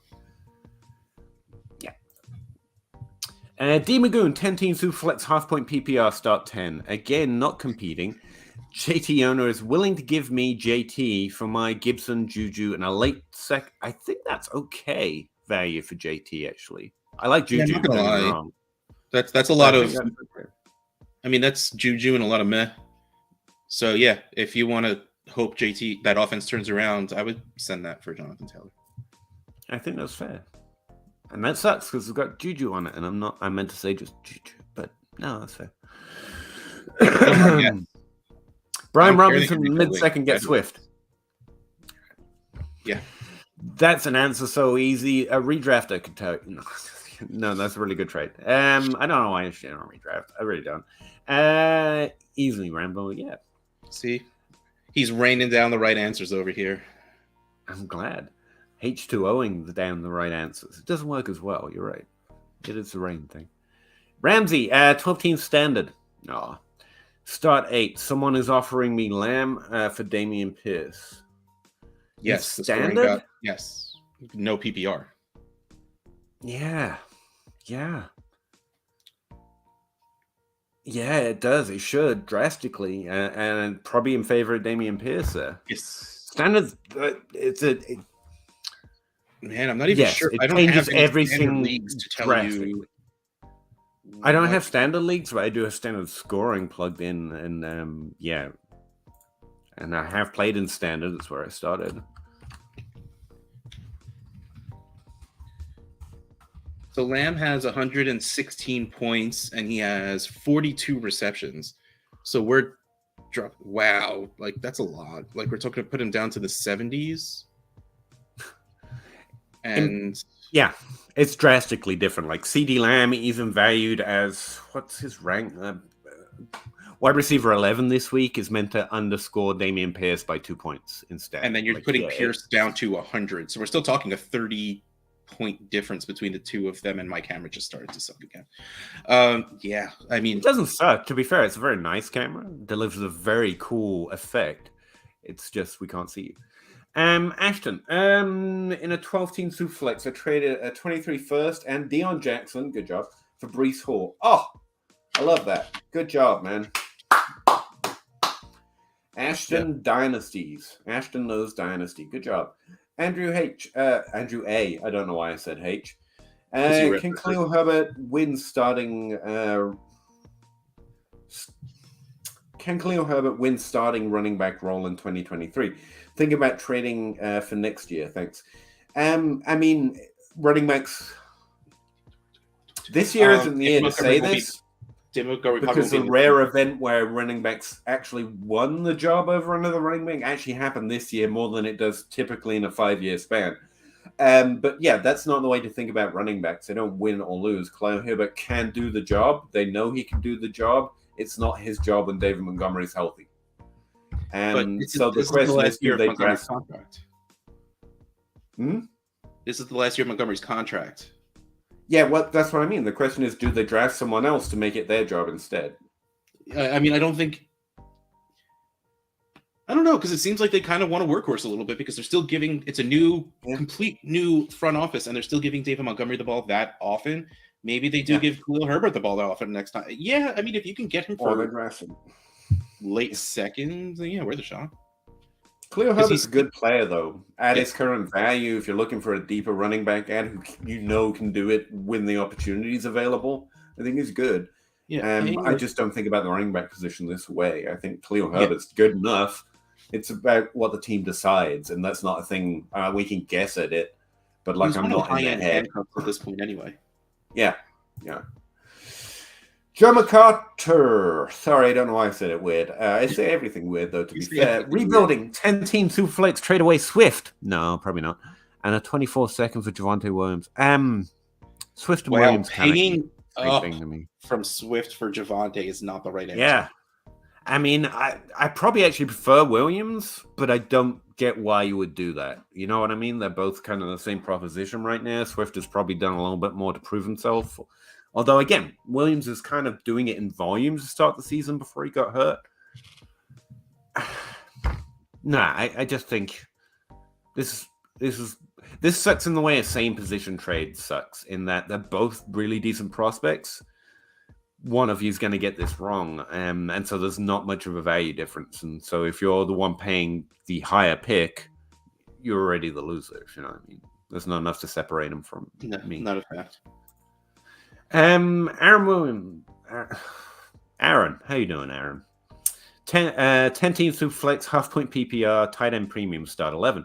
Rebuilding team. Already offloaded all my older players. Good job. Keep ETN or trade for Breece. I want Breece Hall. Breece plus. If what's the trade, then definitely the Breece Hall side. Like if you're honestly, like if it's a second or more, Breece Hall, ETN. And so if you're getting a plus on the player that's better for moving forward, then do that. Because I don't, and that's fair. ETN's going to be doing it this year, so he might have more viability to more. Like, I'm not saying it's unfair either. Like, I mean, I don't think ETN scoring right now is a fluke. I think I think he's good, and I think he's hitting the ceiling that he had. We thought he could, which didn't seem like he was able to before. Maybe he really just did need more time with that foot injury at the beginning of the season. And that's why they felt safe. Was also doing it. He's also younger. It's that. Just boil it down to that if you want. He's younger, not scoring points right now. But if you can get a plus, you get the plus. Like, to me, they're going to come into the season probably right next to each other, rankings wise. So get a plus. I'm just going to say Breece Hall's better, even though it's not really here or there. Just kind of. I agree. Feels fun to say. Breece Hall's better. Yeah. Ashton, in a different 12-team league, start 11. I have Breece Hall, so I decided to accept Lance, Dotson, 2 firsts. There's the Rangers for Hurts and Pittman. Lance, Dotson, 2 firsts for Hurts and Pittman. So essentially he's saying he's the Hall owner, so he's less competitive now. So he's trying to trade into value. I get it. Hurts is who we hope Lance might be. Dotson isn't enough. 2 firsts, though. That's probably okay. If you're asking me, like these, you're probably talking a mid and a late. Lance, Dotson, and a first, probably, maybe. No, I'm not going to talk myself into it. This is still a Hurts side to me. I want different things if I'm getting rid of Hurts. Like, this is so risky to me that I don't think it's worth it. There's risk in here, but it's a lot of value. It really is. Lance. It really is. It is the right value. It's about whether you think you can trade Lance when his value comes up this offseason. That's what this trade is. And if you think you can do that, like, this will be a killer trade. If you're going to wait to see what Lance does, I don't like it. That's where I'm at. The value's okay. I can't do that for me. 2 first-round picks. Pretty good. Does this show have a blue check mark? We can't afford $8. This show doesn't have $8. Come on. We look like we have $8. No. I spent all my money on this frame to sign jersey. Yeah. These books, they don't. they don't grow on trees, I was gonna. I mean, you have to cut the tree down. You have to write the book. Mag. SFX. Superflex 10? Is that like super duper flex? I think it's just Superflex in a cooler way, and because I'm not cool, I didn't get it. Yeah, same. Start 9, 12-team competing. Keep Cooper. Cup? Or pivot to Hopkins. Amari. See, that's different. I want Hopkins if I'm competing, and that's Amari. Hopkins is probably going to finish. Or tier down from Debo to Hopkins, and maybe you need a first on top of Debo. I'm not just trading Cooper for Hopkins, if that's what this is asking. Same position trades kind of suck. I mean, I would do Debo that, but for Hopkins and a second. You're not valuing Debo enough. That's not a lot of but I think you get at least a first to do that. Yeah, if you can do Debo for Hopkins and like a late first or 2 seconds or second and a plug-in player, like I'd feel better about it. But yeah, I'm cool with that. But the first, just the same players, the same position. If you're trying to get Hopkins, I assume that team is less competitive than you. They should be able to. They should be more willing to give him up than this. But these are the trades you're telling us, so I assume you know your league market better. And if this is a situation, like I want at least a first on top of Hopkins.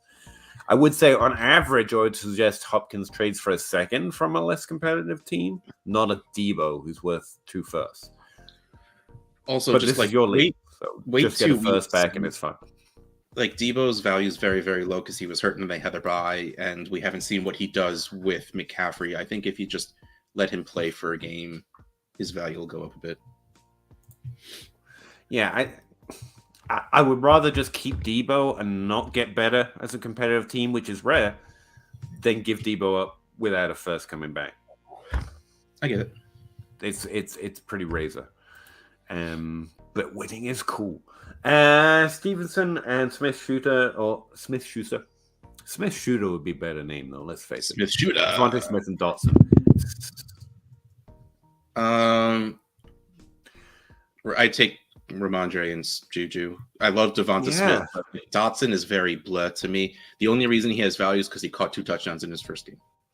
Yeah, the only reason I'm stomached here is normally you say, oh, the 2 young wide receivers, but it's Dotson. So I'm like, nah, just keep the points and the Stevens good is wide just receivers. doing really well. Like, regardless of what we want to say about Patriots running backs, he's doing really well.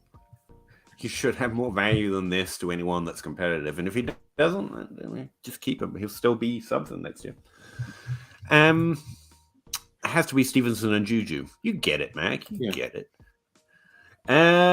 Bobby Ham, 87, 12-team half-point PPR Dynasty, which is a good thing because inherited a roster short on talent and picks. That's never a good situation.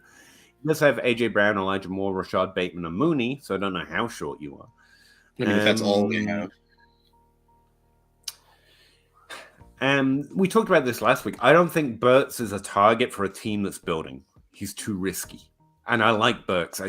I want him to have that injury pass on the season. But at this point, he's too risky. No, but the important thing is they're talking about trading for their first to get their own pick, which means you're going to have to overpay. This is still a lot, but I think I would do it if I had to. See if you can add. I would change the wide receiver. What are the wide receivers they got? Anyone that's scoring points or is slightly older, they're probably more tradable to more teams right now than Burks. And so I would add or like add Mooney to this and see if you can change that second to something better. Like that's like I like Burks and I'm willing to just let it go because of me liking players. I had wide receiver 1. Like I'm saying, we should start saying I got it. I definitely got it wrong. Already so far to this point, he's just too risky proposition for a team that's trying to increase. Like you're trying to take less risk and build more value. But like you said, it is your own first. So if you can't switch the wide receiver out, but maybe modify that second to be slightly higher, there's definitely a trade you can do here. But those are my thoughts on it. That's in the rosters. Keep like Bateman, his value will go up. Elijah Moore's value has to come up. They're going to move him to the slot. Makes it worth it. If they don't throw the ball. But that's the only reason I'm considering trading him for less than 1 first. Less than 2 first. Just be sad about the fact that you're going to have to overpay to get your first back, as you should have to. It is an overpay, though. Gavin, poor me, planned on doing a 2-year rebuild, but drafted Walker and Olave. Whoops. Again, 1 year is really the goal. Now I'm in third, second in points and first in maximums. Good job. Well, your team wasn't that bad if just these 2 players did that to you. To be fair, especially since Walker it took a second and Olave took 6 weeks or so. So, yeah, good job. Carl's 10 teams who flex PPR, JT or a late 23 first? And 25 late? First. Give me the first. Rebuild, sure. Yeah. That's rough. Evening, gents. 12-team, 1 QB PPR, start 7. DK, Goblin, and 24 first. Which side? DK. I think DK. Saw a tweet today that ranked fantasy QBs Fields over Tua. Yeah, you see, there's just too much hope in Fields. Too soon. Yeah, blasphemy, a little strong. We can all have our different faiths, but yeah, it's blasphemy. See, that is someone who was a Fields fan getting overexcited and just doing that. And yeah, too much. Power to him, man. It's nice to see a player pull it back. Justin Fields is a special player. It's just like we hope he can stabilize this. Tua has. And we hope that their front office realizes that they were stupid with the Velus Jones and that's it move. And hopefully they don't think Claypool is the answer. And hopefully they keep building that offense. But again, there's a lot of the word hope in there. I mean, Tua's got Tyreek Hill and Waddle like right now. I don't have to wait. And like Gesicki isn't bad. They just don't need to use him. And assuming they draft a real running back. Or not. They don't need more skills position players than what he's got. Just like build the wall of steel in front of him and let's stop the concussions and let's go. It's fine by me. I enjoy that as well. Gavin Ferguson, if you're going to ask for feedback, the least you can do is smash that like. Oh, thank you, Gavin. I thought I was going to get owned then, but that was a pleasant one. Thank you. You guys are great. Thank you, but you suck and I hate you. Bobby Ham, Tua doesn't have the ceiling that Fields has. Yeah, okay. Okay, but again, you're going back to the words that you hope that he can keep doing this. Yes, he does. You're going back to like remember what Lamar looked like his I almost said freshman year, his rookie year, and then what he looked like his sophomore year. It took a while to adjust to the fact that people got tape on him, and then it took him a while to figure out what to do with it. Then they had to sort of shift what their offense was to really just turn into Marquise Brown and Mark Andrews and nothing else. And also that was even weirder because they then lost their running backs. Like so much has happened, like has to happen for this to stay its course. If Fields, if the Bears Fields back off the outside, and Tua is currently QB6. I really love you. I love people having hope in players. I'm a player fan. But if you think the one who might do it has more upside than the one who is doing it, your hope's infecting your dynasty play. And that's okay too. But like I can't tell you different. Tua is a QB6. He is a good quarterback with good weapons. Fields might be. That might should make him worth less. It doesn't have to. You can play any way you want, but like you're hoping versus having, and it's okay. But I'm not gonna say, oh yeah, well obviously the have is actually the hope. I can't reverse it for you. Gavin, Russ, fuzziness makes it look like a deleted scene from Drug. I kept thinking there was a joke there where I was doing a witness protection interview, but no. Sure. Top team with JT and Brees going down. Send my first for Henry and Lazard. Yep. Lazard is of no interest. Oh, sure. Why not? But Henry is worth it. Yep. In that situation. Still starting in K. Dalton over Kyle Pitts. Man, like, I just love Can we all just take a second to appreciate 2022? Like, I hate it, but there are some fun moments. You know? Last game, Kyle Pitts had 20 yards receiving with and like 100 air yards. Yeah. I mean, I've been really not enjoying 2022, but when you put it like that, this is a fun season. Good, thank you, Sheesh. Is Drake London a top 10 dynasty wideout at this point? Nope. I mean, he's not currently there. By August, don't you think that we could get all up in our feels about it? Wasn't he there pretty close to it early in the season? And I think he should finish out that because we put him in the best situation, and it's not the best situation anymore.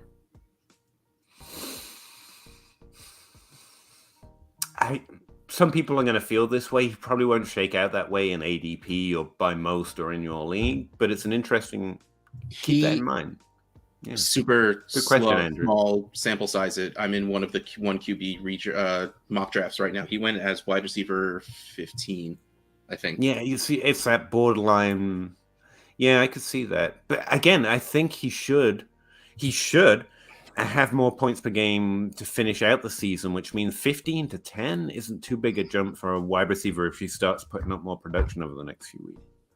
Assuming he puts up more production. I don't see it happening, but okay. He's not right now. Russ is right. He's absolutely not right now. It's a really good question, Andrew. With the rookies coming in, and I don't think there's enough age out to happen to just push him up by default. I'm trying to take the hope out of my dynasty players. I was just suggesting to someone else, so I better do it. If Burks was doing what London has done so far, I would be like so animated about how he should be right now. That's why I'm trying to say, yeah, it's a good question. If you like London, I think it's worth valuing him there. I don't think he will be there and isn't yet. Yeah, he's not the point where you might as well treat him like that because he's at the edge of it anyway. But I don't think that's kind of it. Yeah. Stephen White, 12 teams who flex start 10. like if you could have told that, well, we did about Olave a couple weeks before everyone caught up. Like he could be that play, and that's interesting upside in Dynasty. But Stephen White cares about something else. 12 team Superflex start 10. Give Swift and Zach Wilson. Get Fields and Jeff Wilson. I would give Swift and Zach Wilson to go get Fields. Yes. See, that's a good way to get Fields. You're selling the running back for the better quarter. That's a good trade, man. I like that one a lot. Gavin Ferguson, Kirk Jacobs trade. Running room is shaky. He's got Walker, Monty, Herbert. Do you remember the trade? Yeah. It was a while ago. Yeah, there was like Kirk in a late first for Jacobs and an early second. Like it was just a few picks back. That was it. Yeah, and we said because it's such a small. Yeah. Well, you pointed at him.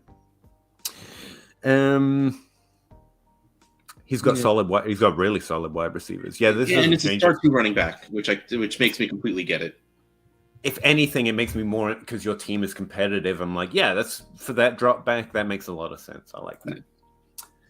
Norris Designs. A week ago, I traded Brees, Christian Kirk, and Jameis for Damian Harris, Carr, and Metcalf. I think that's a win because you get Metcalf. Yeah. Carr's better than Jameis by far. Well, yeah. Feeling pretty good. Yeah, I think he did pretty good. Yeah. I don't know. It just hurts to give up to me who I think is the best player in Brees. Yeah. It's that running back discount that's leaning me towards a better quarterback, better wide receiver. I'm also not going to be sad going and get DK Metcalf. So, yeah, it's pretty good. I think this is a good trade because the other player's probably pretty happy to get Brees as well. Like, I lean a certain way, they're playing a different way. That's fine. Andrew, 12-team PPR start 8. Would you trade Mixon for Ayuk and a 25? Are we trading 25 picks now? Is that where we're at? Yeah. I mean, that's way far out, but yeah. Yep. One QB. Well, whatever. Could you guys discuss Deontay and Terry in Dynasty? Do you prefer one over the other, and why? I prefer Deontay, and it's because he's still getting the volume. His team's underperforming, not the player. And Terry, you could say the same thing, but Terry's not a volume player. His volume has always been less consistent. He plays on the outside, and he's slightly less proven. I want to say they're about the same age as well. I would just always bet on the floor of that volume. Deontay, I think, is a year younger. Oh, that's even better. And they're both in that age range where Dynasty players start to think of them more as points. It's actually peak point season. 25 to 30 is when they score the majority of their points. So that's fine by me too. There's a better chance of Deontay gaining value if that offense gets better than Terry ever gaining value again. If it's really what that comes down to. But yeah. And the other thing is, Deontay's a more versatile player. Not to say Terry is somehow limited, but Deontay excelled on the inside in college, and he's on the outside in college, and he is excelling on the inside in the NFL. And that is interesting to me if the offense can improve. And especially with the loss of Claypool and Juju, he's just got more pass to more volume or more success. Although both situations kind of suck, like you said. Yeah, but the Steelers are a much better organization than Washington. Anyway, yeah, if you were going to bet which one does a better job bouncing back, yeah. Dante all day, Gavin. Andrew knows. Flowsaurus. We're talking about Batman movies. Nipple suits. Clip. that's a clip right there. I would do that whenever you ask me to. Okay, but no, like Ice to me, like first of all, I love the stupid Ice puns that Schwarzenegger did. Two things about this movie that I find amazing. First of all, when at the end of the movie where Mr. Freeze is quote unquote dying, that is actually voiced from Arnold Schwarzenegger after getting heart surgery, and then he lip synced it. That's fantastic. But my favorite part of that entire movie, which is pure trash, Bane, who in the comics and even in The Dark Knight Rises is a very smart person, was turned into a giant dumb thing. But he's going around placing bombs around something, and he literally just goes, bomb.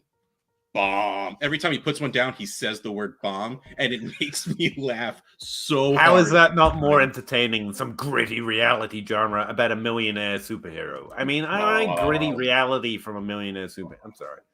Bomb. Give me bomb, baby. Bomb.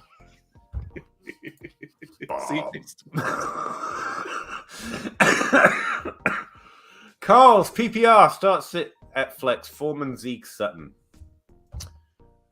You can't play Sutton at this point. You could hope that Zeke has a decent game. Foreman, same. Like, if you're picking one of them, sadly, I think my answer is Foreman. I don't know how to spell Cortland Sutton, apparently. Courtland. Oh, I got it. Sutton. SU2, buddy. Don't come at me like that. It's gonna be different. Yeah, Foreman and Sutton. I sit Zeke, and I'm not sorry in PPR. I mean, yeah. Batman Forever is the best Batman. Me and you, Mr. Scampus. As long as you're happy, that's all I care about.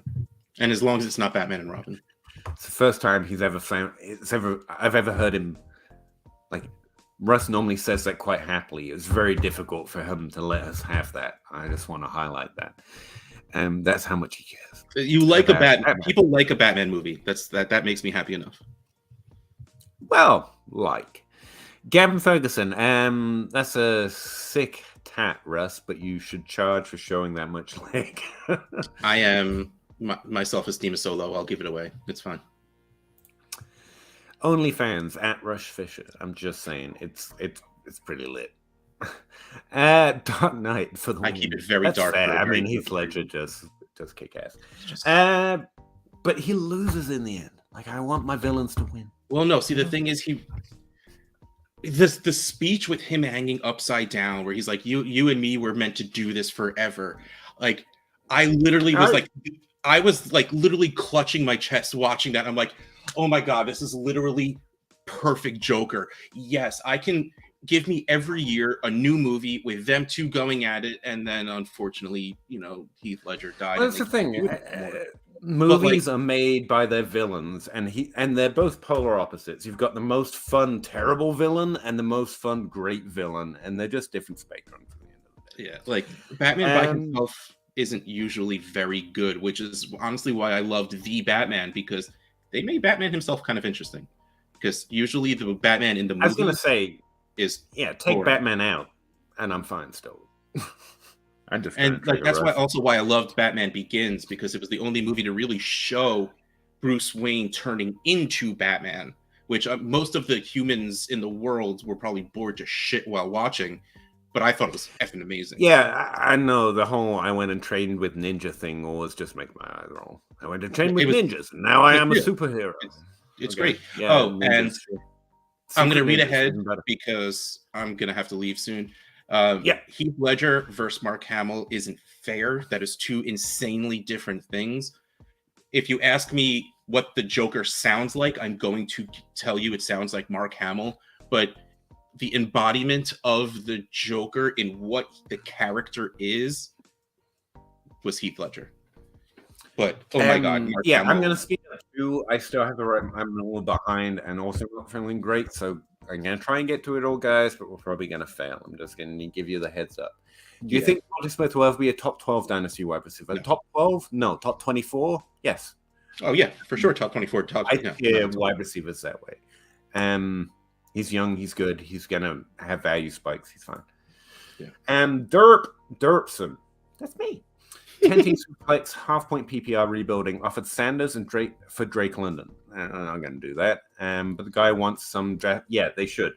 A first with Miles Sanders, I assume, for Drake London would still be a killer trade. And Sanders, so easily I would do that for Drake London. Yeah, I would give I would add a first. And I would think that would be fair. If you're getting them with a second, that's awesome. Tyler, 12-team Superflex just traded Adams. That's the team. I'm trying to find the question. Do I stand pat or trade studs? Let me see. he traded away Adams and the core. If you of already their traded team. away Adams, you're already into the build, man.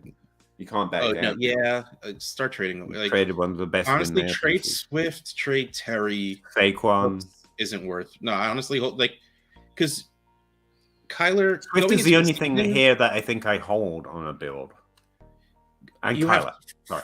4 firsts, where 3 of them could be top 6, starting with Kyler and Saquon. And if you can walk out with one of those quarterbacks, maybe you get that 1-on-1 and you walk out with Bijan and then Smith and Jigbo. Like, you have a competing team already. Well, that's fair, actually. Try and trade everything but those first 3 players, Kyler, Swift, Saquon, and you've got enough here to build a young squad that kicks ass next year. Yeah, so, I like that. And you've traded away Adams, man. You don't answer the question. And honestly, yeah. You already started it. Adams is too good and too good this year. If you trade him away, you're already into it. And it's fine, man. This is Dynasty. Gavin, skipped the second part of my question. Did I? Sorry. Javonte, the new J.K. Dobbins. No. Prospect with flashes. That's the thing. Javonte had flashes of having both receiving and rushing work at a high level that has a higher, more consistent. It's JT at the worst, and Christian McCaffrey and Barkley at the high end. Dobbins, despite the fact he can catch the ball and do it very well, is in a shared running back backfield with Lamar Jackson. Like, he's great, which meant he did have top 12 weekly upside, but consistently throughout the season, you kind of constantly find it was Lamar Jackson's turn to score the 3 touchdowns. And that was his limitation. Not the player, not the talent, not his ability to catch the ball, even though it's a low passing offense, when he's healthy especially. And so for me, the upside was always more likely to be on Williams' side. And through the first, before he got injured, we literally saw that. The volume was there. The team was just, it's still sucky, but it was especially sucky to start with. They won't go into the red zone as often because Russ apparently was a Pete Carroll system QB. But we can argue that till the cows come home. They're in very different value situations right now because one's about injury and age and one's about injury and youth. So it's just a different proposition. Interesting comparison, though. Like, don't let me persuade you. That's just how I felt about it. They both hurt the same parts of their knee. And I'm not a doctor, but it sounds like Williams really hurt his knee. It was all the same as Dobbins. So was it?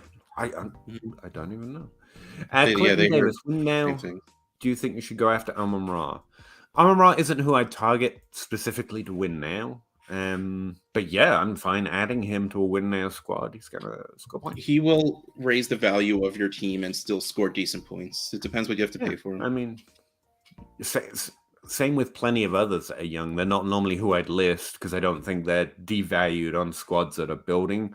But Amon-Ra is a very, very, very good target for everything, for anyone. 10-team Superflex. 0 PPR is just standard, right? Yep. Okay. Start 9. Just traded my 23 first and 104 for Fields. It's a strong move. I don't know what the quarterbacks look like in this class, but they're meant to be a couple good ones. Pollard, Elliott, Cook. If you're already trading your first, you don't have your first. You might as well score some points. You're going to have to score points, which is why feels like a weirder one. But that's fine. Rodgers and Brady advice. That's the question. Okay, so the play, honestly, I got nothing. Like, honestly, ride with your team and score as many points as you can because you still have a very nice young core to your team. That's the thing. I trade Elliott, trade Cook. I'm sorry you just gave up a really good first, but it's going to get better because the better things you can do are trade your running backs right now. Yeah, but like, your team is too young but not scoring points. Like, I wouldn't have traded my first for Fields. But you've done it. It's fine. Honestly, like, it's not the worst thing in the world because, like, again, even if Fields is 80% of what we've seen the past few games, he'll be worth the 104. That's fair. So, like, honestly, like, I still think you're fine because you're. But that's the thing. I think at this point, the best direction for your team is to do more to make it the 101, in which case you definitely shouldn't have traded your first. Well, it's too late for that. Like, honestly, like, keep going. There's nothing else you can really do. See if you can package Elliott and Pollard and, Yeah. like, Pitts, Hawk, and Kelsey. Get rid of two of those. Get rid of Pitts and Hawk. Go. Start building.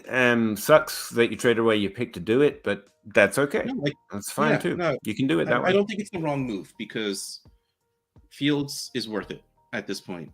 Fields is worth an early first, so I don't think it's a bad move. Appreciate you, Gavin. Thank you very much. Gavin says subscribe. Do what Gavin says. We'd appreciate it. Chris, also 3 and 6. That's from this team up here that we were just talking about. But also, Fields is going to score more points than Rodgers is, so it honestly made your team better now anyway. Actually, yeah, it's not that point. Jacobs is less than a month older than Najee. Honestly, I thought Jacobs was running back years are different. Not gonna lie. Yeah. Najee came in old. Jacobs came in young. Jacobs is going to contract out though, so we don't know what his situation is going to be. Yeah, they're both.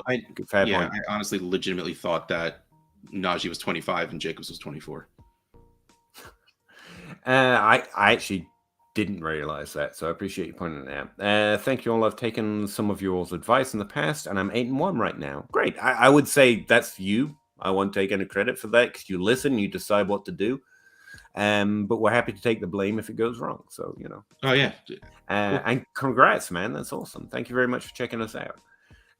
Tyler, teams competitive Superflex, Burrow, Ramondre, JT, Chase, Allen, Diggs, Hollywood, Hawk, in Sun, Gino, Jimmy. Trying to trade JT for Saquon. I would love it if you could do that. I would love to be able to do that. It's a really good trade. Try to do it. It's okay if you have to add a second round pick too. If that makes it go down easier. It hurts, but I'd do it. Yeah. Especially with that team that good, it's gonna be late. Yeah, I would do that. Mag, can't get a first, but can trade Amari to one team and get Hopkins and a 24 first. Hopkins and a 24 first. I think that's actually, you're trying to win. I think that's pretty good. Wait, can't get a first, but I can trade Amari to one team and get Hopkins trade Amari for a 24 first and then Hopkins for a 24. So pretty much trade Amari for Hopkins, which, I mean, I don't know, man. I legitimately don't have a right answer for that. It seems like a lot of work for very little points per game effort. Hopkins is going to be like top 5 points per game. I think he is right now. Thing is, if there's no age discount, there's no reason to target Hopkins. So you may as well go get Hill. You may as well go get Adams. You're not getting the discount you need. You may as well go get the player who isn't going to be worth a lot less by August. But I get wanting Hopkins, to be fair. I think this is just your choice, man. I don't think it's too far off that you shouldn't do it. I don't think it's too far in your favor that you should definitely do it. Whatever makes you happy. Yeah. And Amari's fine. That's the thing. If you keep Amari, I don't think you're doing too bad. I mean, I can't get the first on top of Hopkins, which is what I think you should get for Debo. Should I pivot from Amari to Hopkins? Oh, Amari. No. I'm even more confused now. And you're good. I remember the original trade, and if I'm understanding you right, it just doesn't seem like you're getting the discount on Hopkins that you'd need, which is fine. But if they're not competing and they're not willing to give Hopkins up for the type of things we said, I don't know, they're not gonna find that this offseason, But that's okay. You can't trade comment them into accepting it, but try to see what some of those other players that are getting more points per game that are older. Then I don't know what I'm trying to say now. Try to see what the Hill owner says. Where's his situation? Trying to see what the Adams owner says, because they have added points per game to Amari Cooper and are older. And if this guy won't devalue Hopkins, maybe they'll be more willing to trade into the value they won't get by August because they are older. I'm sure some of that made sense. Maybe my head is hopefully spinning. I'm expressing myself. If you haven't seen it yet, Harley Quinn on HBO is hysterical with just the right amount of realness. It's good. Amazing. It's amazing. I'm in the middle of the second season right now, and 3 I just tell came you out. what, I'm not really into the as I think shows through. I'm more into fun. When I watch movies and good movies aren't really my thing. But I would say Harley Quinn's one of the more interesting characters I've never seen explored well. Personally, I've seen her This performed isn't well, but the character always seems to be like that's an interesting character, a psychologist turned insane. Like it's like there's depth there that they never seem to have explored. So it'd be interesting. It does it a little bit. This does it much closer, but it's also insanely vulgar and violent and hilarious. But it does a little bit deal with the fact that she is in fact a doctor. She's a psychiatrist. That she's going through. Again, I don't even know the movies, but it's Stockholm syndrome, and it's also there's the abuse angle there of women who get in bad like there's a lot going on there, and she always seems like such a thin character from what my little knowledge of seeing. No media besides comic has ever really fully done her justice. I will absolutely say that, but the cartoon is very good. Cool. It's the most neon-filled Batman movie for sure. It legitimately is, yes. Would you pay 3 seconds for Pittman? Yep. Yes. Seconds or whatever. I would. I might skip for a few hours afterwards just to show how happy I was with a trade like that. Like 3 seconds is nothing. For a top. Yeah, definitely. Is getting Michael Corda for Schultz a fair deal? Yep. Yes. All right. I think I've hit my wall. Yes, sir. I'll see you in a minute. I'm going to try and finish it out, and then we'll go. But all right. Love everybody. Thanks very much, Russ. Catch you next week. See you, Nate. Nate? It's just me. That's scary. All right, let me try and not screw this up while he's gone. 12-team PPR Superflex, currently in 8th without my first. Trade away CMC for JT. 8th place, you don't have your first round pick. I think you should. I can't say that because you want JT.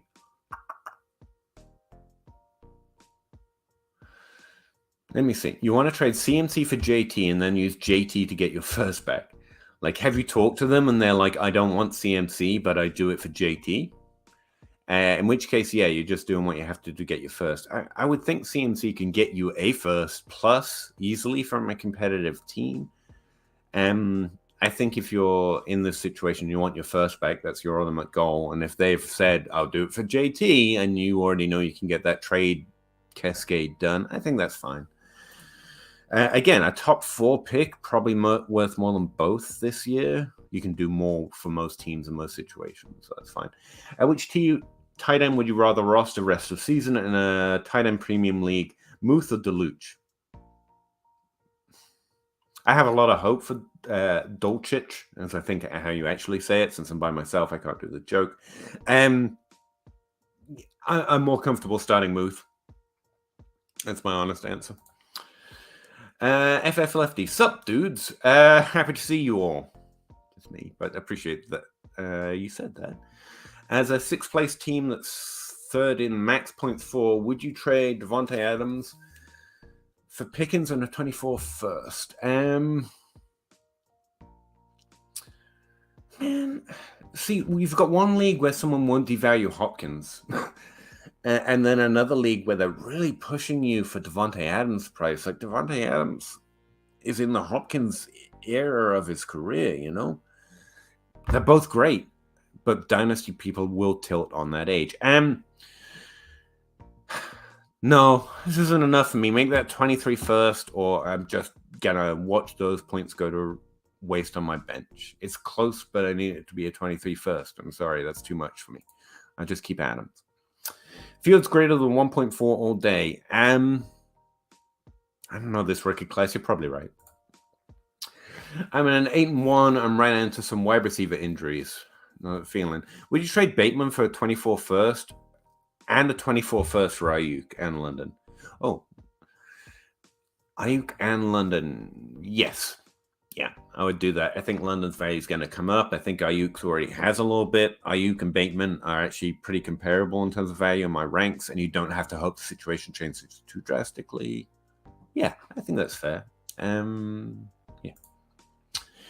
Have a great night, guys. Rest up, feel better. Recommend tea and honey. Appreciate that, Gavin. Thanks very much. Pick one favorite movie. Harvey. Sorry, I'm just that guy. Dogma. Dogma is a good answer. Kadarius Toney or Greg DeLuche? 10 team, half-point PPR, no tight end premium. Tony's got the upside, to be honest with you. I think this is a fair trade. They're both worth about the same amount right now, and I would try and put that value into tight end. So I'll go Dolchich. But man, that could look real silly if Tony pays off any of his upside in that offense. But to be clear, if it's not Dolchich, you could come say it's my fault and I'm an idiot because that's how I'm answering it. Good night, FF Lefty. Appreciate you. If you're a contender, would you trade Bateman for Lockett straight up? How's Lockett doing? I think so. Yeah. I actually don't know, though. I like it. 14 points per game on the season, 12 points per game over the last 3 weeks, 24% target share. I mean, he's Locketting. If you're a contender, the points per game matters so much more than value. Like the chance to win, I often underrate too much. So, yeah, I would. I'd hate it, but I'd do it. Drop one Dynasty. Kyron Williams, that's painful, or Tyquan Thornton.